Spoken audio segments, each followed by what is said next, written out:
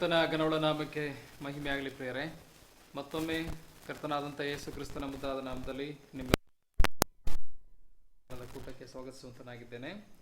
ನಾವು ಕಲಿತಾ ಬಂದ ಹಾಗೆ ಯೆಹೆಜ್ಕೇಲನ ಪ್ರವಾದನೆ ಗ್ರಂಥ 33ನೇ ಅಧ್ಯಾಯದಲ್ಲಿ ನಾವಿದ್ದೇವೆ. ಅಲ್ಲಿ ಇಸ್ರಾಯೇಲ್ ಜನರು ಅಥವಾ ದೈವ ಜನರು, ದೇವರು ಆರಿಸಿಕೊಂಡಂಥ ಜನರು ತನ್ನ ಕಡೆಗೆ ತಿರುಗಿಕೊಳ್ಳಿಕ್ಕಾಗಿ ದೇವರು ಮತ್ತೊಂದು ಅವಕಾಶವನ್ನು ಇಲ್ಲಿ ಕೊಡುವುದನ್ನು ನೋಡುವಂತರಾಗಿದ್ದೇವೆ. ಈ 33ನೇ ಅಧ್ಯಾಯದಲ್ಲಿ ನಾವು 20ನೇ ವಚನ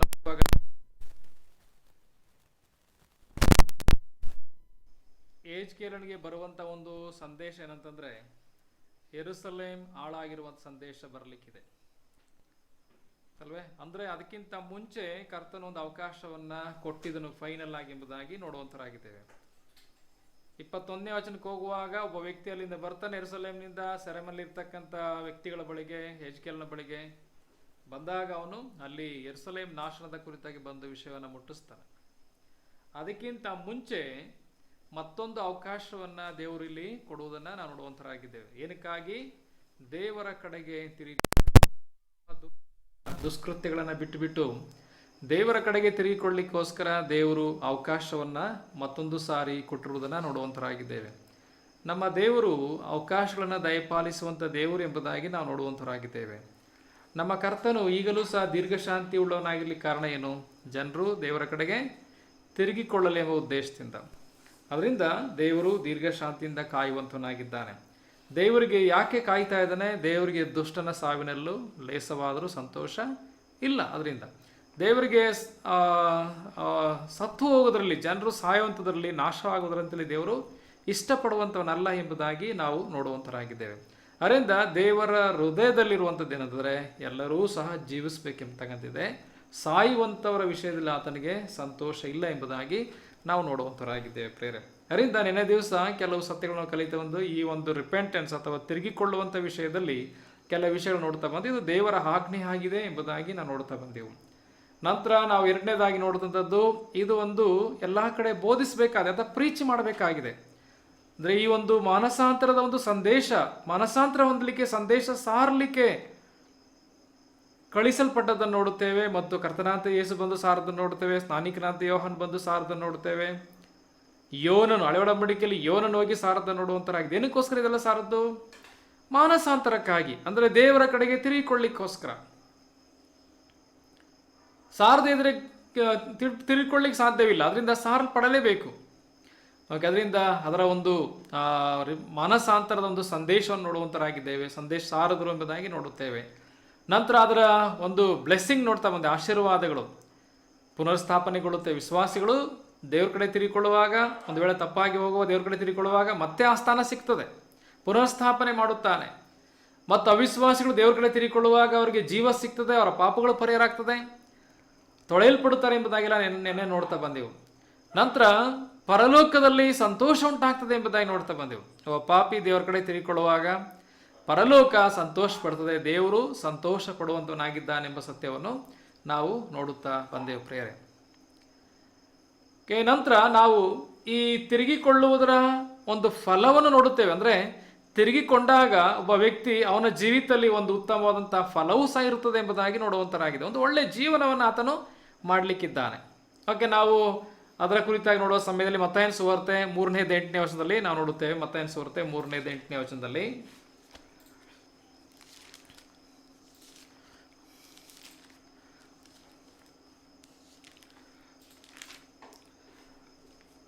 ಅಲ್ಲಿ ಓದುವಾಗ ಹೀಗೆ ಬರೆಯಲ್ಪಟ್ಟಿದೆ, ಹಾಗಾದರೆ ನಿಮ್ಮ ಮನಸ್ಸು ದೇವರ ಕಡೆಗೆ ತಿರುಗಿತೆಂಬುದನ್ನು ತಕ್ಕ ಫಲದಿಂದ ತೋರಿಸಿರಿ. ಹಾಗಾದರೆ ನಿಮ್ಮ ಮನಸ್ಸು ದೇವರ ಕಡೆಗೆ ತಿರುಗಿತೆಂಬುದನ್ನು ತಕ್ಕ ಫಲದಿಂದ ತೋರಿಸಿರಿ. ಅದು ಲೂಕನ್ ಸುವಾರ್ತೆಯಲ್ಲೂ ಸಹ ರೆಕಾರ್ಡ್ ಆಗಿರುವಂತ ನೋಡುವಂತರಾಗಿದ್ದೇವೆ. 3:8 ವಚನ, ಎರಡು ಕಡೆ 3:8 ವಚನ, 3:8 ವಚನ. ಹಾಗಾದರೆ ನಿಮ್ಮ ಮನಸ್ಸು ದೇವರ ಕಡೆಗೆ ತಿರುಗಿತೆಂಬುದನ್ನು ತಕ್ಕ ಫಲಗಳಿಂದ ತೋರಿಸಿರಿ. ಅಬ್ರಾಹ್ಮನ ನಮಗೆ ಮೂಲ ಪುರುಷನಲ್ಲವೇ ಎಂದು ನಿಮ್ಮೊಳಗೆ ಅಂದುಕೊಳ್ಳುವವರಾಗಬೇಡ್ರಿ. ದೇವರ ಅಬ್ರಾಹ್ಮನಿಗೆ ಈ ಕಲ್ಲುಗಳಿಂದಲೂ ಮಕ್ಕಳನ್ನು ಹುಟ್ಟಿಸಬಲ್ಲನೆಂದು ನಿಮಗೆ ಹೇಳುತ್ತೇನೆ. ಗಮನಿಸಿ ವಾಕ್ಯದಲ್ಲಿ, ಅಂದ್ರೆ ದೇವರ ಕಡೆಗೆ ತಿರುಗಿಕೊಂಡಂತ ವ್ಯಕ್ತಿಯಲ್ಲಿ ತಕ್ಕ ಫಲಗಳಿರ್ತದೆ ಎಂಬುದನ್ನು ನಾವು ನೋಡುವಂಥರಾಗಿದ್ದೇವೆ. ಅದರಿಂದಲೇ ದೇವರ ವಾಕ್ಯ ಹೇಳುವಂಥದ್ದು ಅವರ ಫಲಗಳಿಂದಲೇ ಅವ್ರನ್ನ ತಿಳ್ಕೊಳ್ತೀರಂತ. ಇವರು ದೇವ್ರ ಕಡೆ ತಿರುಗಿಕೊಂಡಿದ್ದಾರಾ ಇಲ್ವೋ ಅಂತ ಅವರ ಫಲಗಳಿಂದಲೇ ಗೊತ್ತಾಗ್ತದೆ. ಒಬ್ಬ ವ್ಯಕ್ತಿ ಕರ್ತನಾಂತ ಯೇಸು ಕ್ರಿಸ್ತನ ನಂಬಲಿಕ್ಕಿಂತ ಮುಂಚೆ ಇರುವ ರೀತಿಯಲ್ಲಿ ನಂಬುದ ಮೇಲೆ ಇದ್ದರೆ ಅದರ ಅರ್ಥ ಏನು? ನಂಬಿದ್ದೇನೆ ಅಂತ ಸುಮ್ಮನೆ ನಾಟಕ ಆಡ್ತೇನೆ ಅಷ್ಟೇನಂತ ಅರ್ಥ. ಅಂದರೆ ಅವನು ನಿಜವಾಗಿ ನಂಬಿಕೆ ಇಲ್ಲ, ನಾಮಧೇಯತ್ವ ಅಂತ. ನಾವು ನೋಡುವ ಕರ್ತನಾಂತ ಯೇಸು ಕ್ರಿಸ್ತನ ನಂಬಿದಂಥವರೆಲ್ಲರಲ್ಲೂ ಸಹ ಏನಾಯಿತು? ನಿಜವಾಗಿ ನಂಬಿದಂಥವರೆಲ್ಲರಲ್ಲೂ ಸಹ ಒಂದು ಬದಲಾವಣೆ ಉಂಟಾಯಿತು, ಒಂದು ಹೊಸ ಜೀವನ ಅವರಿಗೆ ಸಿಕ್ಕಿತು. ಯೇಸು ಕರ್ತನೊಬ್ಬ ಸ್ತ್ರೀಗೆ ಹೇಳಿದಂಥ ಮಾತು, ಇನ್ನು ಮೇಲೆ ಪಾಪ ಮಾಡಬೇಡ, ನಾನು ನಿನಗೆ ಶಿಕ್ಷೆ ವಿಧಿಸುವುದಿಲ್ಲ, ಇನ್ಮೇಲೆ ಪಾಪ ಮಾಡಬೇಡ ಎಂಬುದಾಗಿ ಹೇಳಿದರು. ಯೇಸು ಕ್ರಿಸ್ತನ ಬಳಿಗೆ ಬಂದ ಮೇಲೆ ಏನು? ಇನ್ನೂ ಮೇಲೆ ಪಾಪ ಮಾಡಬೇಡ ಅಂತ ಹೇಳುವಂಥದ್ದು. ಕರ್ತನಾಂತ ಯೇಸು ಕ್ರಿಸ್ತನ ಪಾಪಕ್ಕೆಂದು ಅನುಮತಿ ಕೊಡುವಂಥವನಲ್ಲ. ನಂತರ ಮತ್ತೊಬ್ಬ 38 ವರ್ಷದ ರೋಗಿಯಾಗಿದ್ದಂಥ ವ್ಯಕ್ತಿಗೆ ಹೇಳಿದಂತೆ ಏನು? ಇನ್ನು ಮೇಲೆ ಪಾಪ ಮಾಡಬೇಡ, ಹೆಚ್ಚಿನ ಕೇಡು ಬಂದೀತು. ಅಂದರೆ ಪಾಪ ಮಾಡಿದ್ರೆ ಹೆಚ್ಚಿನ ಕೇಡು ಬರ್ತದೆ ಅಂತ. ಇನ್ನು ಮೇಲೆ ಪಾಪ ಮಾಡಬೇಡ, ಹೆಚ್ಚಿನ ಕೇಡು ಬಂದೀತು ಎಂಬುದಾಗಿ ಹೇಳಿ ಕಾರಣ ಏನು? ಈ ಪಾಪದಿಂದಲೇ ಅನೇಕ ಸಮಸ್ಯೆಗಳನ್ನು ಅನುಭವಿಸಿದೆಯಾ? ಇನ್ನು ಮೇಲೆ ಮಾಡಬೇಡ, ಮತ್ತೆ ನಿಮಗೆ ಸಮಸ್ಯೆ ಬಂದೀತು ಎಂಬುದೇ ಕರ್ತನ ಹೇಳುವಂಥದ್ದು. ಹೆಚ್ಚಿನ ಕೇಡು ಬಂದೀತು. ಅದರಿಂದ ಕರ್ತನಾದಂಥ ಯೇಸುವಿನ ಬಳಿಗೆ ಬಂದ ಮೇಲೆ ಇನ್ನು ಪಾಪದ ಜೀವನಕ್ಕೆ ಬಾಯಿ ಹೇಳಬೇಕು. ಅದು ಒಂದು ಹೊಸ ಜೀವನ ಪ್ರಾರಂಭ ಮಾಡುವಂಥದ್ದು. ಅದು ಬಿಟ್ಟು ಅಲ್ಲೂ ಹಾಗೇ ಇದೆ ಇಲ್ಲೂ ಹಾಗೇ ಇದೆ ಅಂದರೆ ಇಲ್ಲಿಗೇನಕ್ಕೆ ಬರಬೇಕಿತ್ತವನಲ್ವಾ? ಯಾವ ಬದಲಾವಣೆ ಇಲ್ಲ ಅಂತಂದರೆ ಕ್ರಿಸ್ತಿಯ ಜೀವನ ಅಲ್ಲ ಅದು. ನಾವು ನೋಡುತ್ತೇವೆ ದೇವರ ವಾಕ್ಯದಲ್ಲಿ ಅನೇಕರು ಕರ್ತನ ನಂಬಿದಾಗ ಅವರಲ್ಲಿ ಆದಂಥ ಬದಲಾವಣೆಗಳನ್ನು ನೋಡುತ್ತೇವೆ, ಅವರುಂಟಾದ ಫಲಗಳನ್ನು ನಾವು ನೋಡುತ್ತೇವೆ. ಪೌಲನೇನಾಗಿದ್ದನೋ ನಮ್ಮೆಲ್ಲರಿಗೂ ಸಹ ಗೊತ್ತಿದೆ, ದೊಡ್ಡ ಕ್ರೂರಿ ಆಗಿದ್ದನು. ಕ್ರೂರಿ ಎಂಬುದಾಗಿ ಹೇಳುವಾಗ ಅವನ ಧರ್ಮದ ವಿಷಯದಲ್ಲಿ ಅವನು ಬಹಳ ಸ್ಟ್ರಿಕ್ಟ್ ಆಗಿದ್ದನು, ಅಭಿಮಾನ ಇತ್ತು ಅವನಿಗೆ. ಅದರಿಂದ ಬೇರೊಂದು ವಿಷಯ ಅವನ ಹತ್ರ ಬರುವಾಗ ಅದನ್ನು ಸಹಿಸಿಕೊಳ್ಳದಂಥ ವ್ಯಕ್ತಿ ಆಗಿದ್ದನು, ತುಂಬ ಹಿಂಸೆ ಕೊಡುವಂಥ ವ್ಯಕ್ತಿ ಆಗಿದ್ದನು. ಆದರೆ ಕರ್ತನಾಂತ ಯೇಸು ಕ್ರಿಸ್ತನ ಅವನನ್ನು ಸಂಧಿಸಿದಾಗ ಅಥವಾ ಅವನ ಜೀವಿತ ಬದಲಾವಣೆ ಆದಾಗ ಏನಾಯಿತು? ಅವನ ಜೀವಿತ ಬೇರೆ ರೀತಿ ಆಯಿತು. ಯಾವತ್ತು ಕರ್ತನು ಸಂಧಿಸಿದನೋ ಆವತ್ತಿಂದಲೇ ಅವನ ಲೈಫ್ ಏನಾಯಿತು? ಟರ್ನ್ ಆಯಿತು. ಇನ್ನು ಅನೇಕರ ಜೀವನವನ್ನು ನೋಡುತ್ತೇವೆ ಅಲ್ವೇ? ಆದ್ದರಿಂದ ಪ್ರಿಯರೇ, ಕರ್ತನಾದಂಥ ಯೇಸು ಕ್ರಿಸ್ತನ ಮೇಲೆ ನಂಬಿಕೆ ಇಟ್ಟ ಮೇಲೆ ಒಂದು ಫಲಭರಿತವಾದಂಥ ಕ್ರಿಸ್ತಿಯ ಜೀವನ ಉಂಟಾಗಬೇಕು. ಅದರಿಂದ ತಕ್ಕ ಫಲದಿಂದ ತೋರಿಸಿರಿ. ನೀವು ಮನಸ್ಸು ದೇವರ ಕಡೆಗೆ ತಿರುಗಿತೆಂಬುದಕ್ಕೆ ತಕ್ಕ ಫಲದಿಂದ ತೋರಿಸಿರಿ. ನಾವು ಅಬ್ರಾಹ್ಮನ ಮಕ್ಕಳು ಅಂತ ಕೊಚ್ಕೊಳ್ಬೇಡ್ರಿ, ಆಯ್ತಲ್ವಾ? ನಮ್ಮಲ್ಲೂ ಹಂಗೇನೆ. ನಾವು ಯಾರ ಮಕ್ಕಳು ಗೊತ್ತಾ? ನನ್ನ ಸಭೆಯರಿನ ಮಗನು, ಸೇವಕನ ಮಗನು ಅಂತ ಅಲ್ವಾ? ಅಥವಾ ನಾನು ಯಾರ ಮಗನು? ನಮ್ಮಪ್ಪ ಯಾರು ಗೊತ್ತಾ? ನಮ್ಮ ತಾತನ ಕಾಲದಲ್ಲೇ ನಾವು ಕ್ರೈಸ್ತರಾದವ್ರು ನಾವು ಅಲ್ವೇ ಅಂತ ಅನೇಕರು ಕೊಚ್ಚಿಕೊಡೋದು ನೋಡುತ್ತೇವೆ. ಅದು ದೇವರಿಗೆ ಬೇಕಿಲ್ಲ. ನೀನು ಯಾವ ಲೈನಲ್ಲಿ ಬಂದಿದೆ ಎಂಬುದು ದೇವರ ಮುಖ್ಯ ವಿಷಯ ಅಲ್ಲ, ನಿನ್ನ ಜೀವಿತ ಬದಲಾಗಿದೆ ಎಂಬುದು ಮುಖ್ಯ ವಿಷಯ. ನಿಮ್ಮಪ್ಪ ಪಾಸ್ಟ್ರೋ, ನಿಮ್ಮಪ್ಪ ಎಲ್ಡರೋ, ನಿಮ್ಮಪ್ಪ ನೀವು ತಾತನ ಕಾಲದಿಂದ ನೀವು ಕ್ರೈಸ್ತರೋ, ಅದೆಲ್ಲ ಮುಖ್ಯ ವಿಷಯ. ದೇವರಿಗೆ ಬೇಕಾದ್ದೇನು? ನೀನು ಬದಲಾಗಿದ್ದೀಯೋ, ನಿನ್ನ ಲೈಫ್ ಬದಲಾವಣೆ ಜೀವಿತ ಇದೆಯೋ, ಅಥವಾ ದೇವರಿಗೆ ಬೇಕಾದಂಥ ಜೀವನ ಇದೆ ನಿನಗೆ, ಅದನ್ನು ದೇವ್ರು ನೋಡ್ತಾನೆ ಹೊರತಾಗಿ ನಿಮ್ಮ ಅಪ್ಪನ ಲೈನ್ ಯಾವುದು, ನಿನ್ನ ಲೈನ್ ಯಾವುದು ಅದು ನೋಡಲಿಕ್ಕಿಲ್ಲ. ಇವ್ರು ಹಂಗೆ ಅಂದ್ಕೊಳ್ತಾ ಇರೋದೇನಂತೆ? ಅಬ್ರಾಹ್ಮನ ಮಕ್ಕಳು ನಾವು, ನಮ್ಮ ಮೂಲ ತಂದೆ ಅಬ್ರಾಹ್ಮನು. ಆಗ ಕರ್ತನ ಇಲ್ಲಿ ಸ್ನಾನಿಕನಾಂತ ಯೋಹಾನ್ ಹೇಳಿದೆನು, ಹಾಗೆಂದಿಗೂ ಅಂದ್ಕೋಬೇಡ್ರಿ, ಅಬ್ರಾಹ್ಮನಿಗೆ ಈ ಕಲ್ಲುಗಳಿಂದಲೂ ಮಕ್ಕಳನ್ನು ಹುಟ್ಟಿಸಬಲ್ಲನು, ನೀವೇ ಬೇಕಂತೇನಿಲ್ಲ ಅಂತ. ಅಬ್ರಾಹ್ಮನಿಗೆ ಮಕ್ಕಳು ನೀವೇ ಆಗಬೇಕಾದ್ದಿಲ್ಲ, ಈ ಕಲ್ಲುಗಳಿಂದಲೂ ಮಕ್ಕಳು ಕೊಡ್ತಾನೆ. ಬೇಕಾದ್ದೇನೋ ದೇವರಿಗೆ ತಕ್ಕ ಫಲಗಳಿಂದ ತೋರಿಸಿರಿ ಎಂಬುದಾಗಿ ಹೇಳೋದನ್ನು ನೋಡುವಂಥರಾಗಿದ್ದೇವೆ. ಅದರಿಂದ ಪ್ರಿಯರೇ, ಕ್ರಿಸ್ತಿಯ ಜೀವನ ಅಂತಕ್ಕಂಥದ್ದು ಒಂದು ಕರ್ತನಿಗೆ ಬೇಕಾದ ಫಲದ ಒಂದು ಜೀವನ, ಕರ್ತನಿಗೆ ಬೇಕಾದ ರೀತಿಯಲ್ಲಿ ಬದುಕುವಂಥ ಒಂದು ಜೀವನ ಅಲ್ವೇ? ಅದರಿಂದ ಈ ರಿಪೆಂಟೆನ್ಸ್ ಆದಮೇಲೆ ಅಥವಾ ಮಾನಸಾಂತರ ಹೊಂದಿದ ಮೇಲೆ ಅವರಲ್ಲಿ ಒಂದು ಬದಲಾವಣೆ ಉಂಟಾಗಿರ್ತದೆ, ಕರ್ತನಿಗೆ ಬೇಕಾದ ಜೀವನ ಇರ್ತದೆ. ಇಲ್ಲದಿದ್ದರೆ ಅದು ರಿಪೆಂಟೆನ್ಸ್ ಆಗಿಲ್ಲ ಅಂತ, ಅಥವಾ ಅದು ಮಾನಸಾಂತರ ಹೊಂದಿಲ್ಲ ಅಂತ, ನಿಜವಾದಂಥ ಒಂದು ತಿರುಗುವಿಕೆ ಆಗಿಲ್ಲ ಅಂತ ಅರ್ಥ. ಓಕೆ, ಇದು ಮತ್ತೊಂದು ವಚನ ಓದಿಕೊಳ್ಳೋಣ ಅದಕ್ಕೆ ಸಂಬಂಧಪಟ್ಟ ಹಾಗೆ. ಅಪೊಸ್ತಲರ ಕೃತ್ಯ 26ನೇದು 20ನೇ ವಚನ ಓದಿಕೊಳ್ಳೋಣ. ಅಪೊಸ್ತಲರ ಕೃತ್ಯಗಳು 26-20.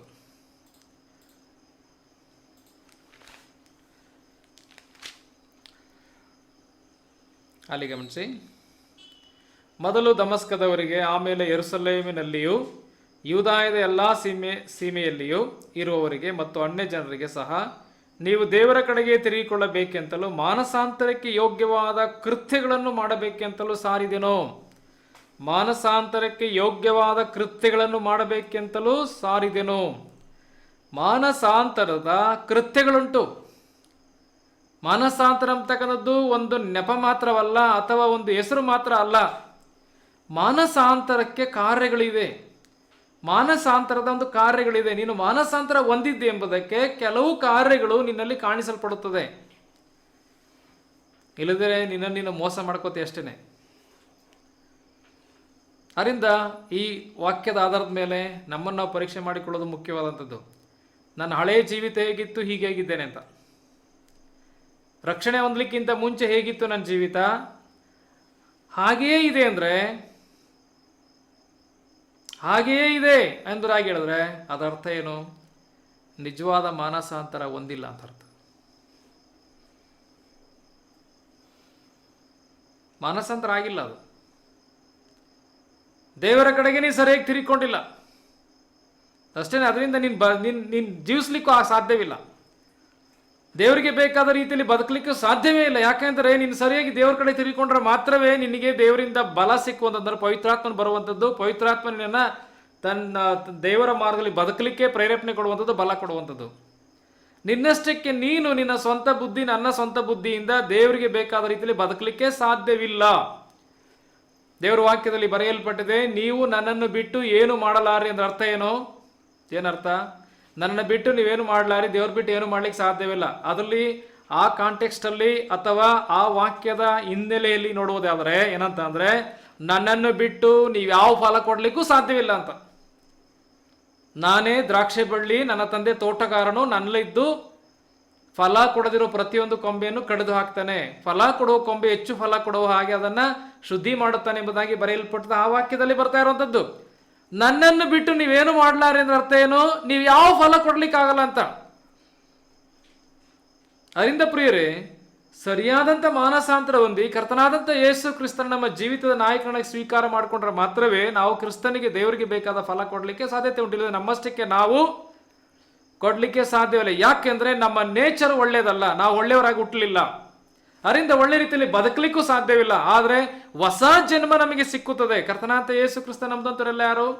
ನೂತನ ಸೃಷ್ಟಿಗಳು ಎಂಬುದಾಗಿ ಬರೆಯಲ್ಪಟ್ಟಿದೆ. ಈಗ ಒಬ್ಬನು ಕ್ರಿಸ್ತನಲ್ಲಿದ್ದರೆ ಅವನು ನೂತನ ಸೃಷ್ಟಿಯಾದನು ಎಂಬುದಾಗಿ ಬರೆಯಲ್ಪಟ್ಟಿದೆ. ಕರ್ತನಾದಂಥ ಯೇಸು ಕ್ರಿಸ್ತನ ನಂಬಿಕೆ ಇಡುವಾಗ ನಾವು ನೂತನ ಸೃಷ್ಟಿಗಳಾಗುತ್ತೇವೆ.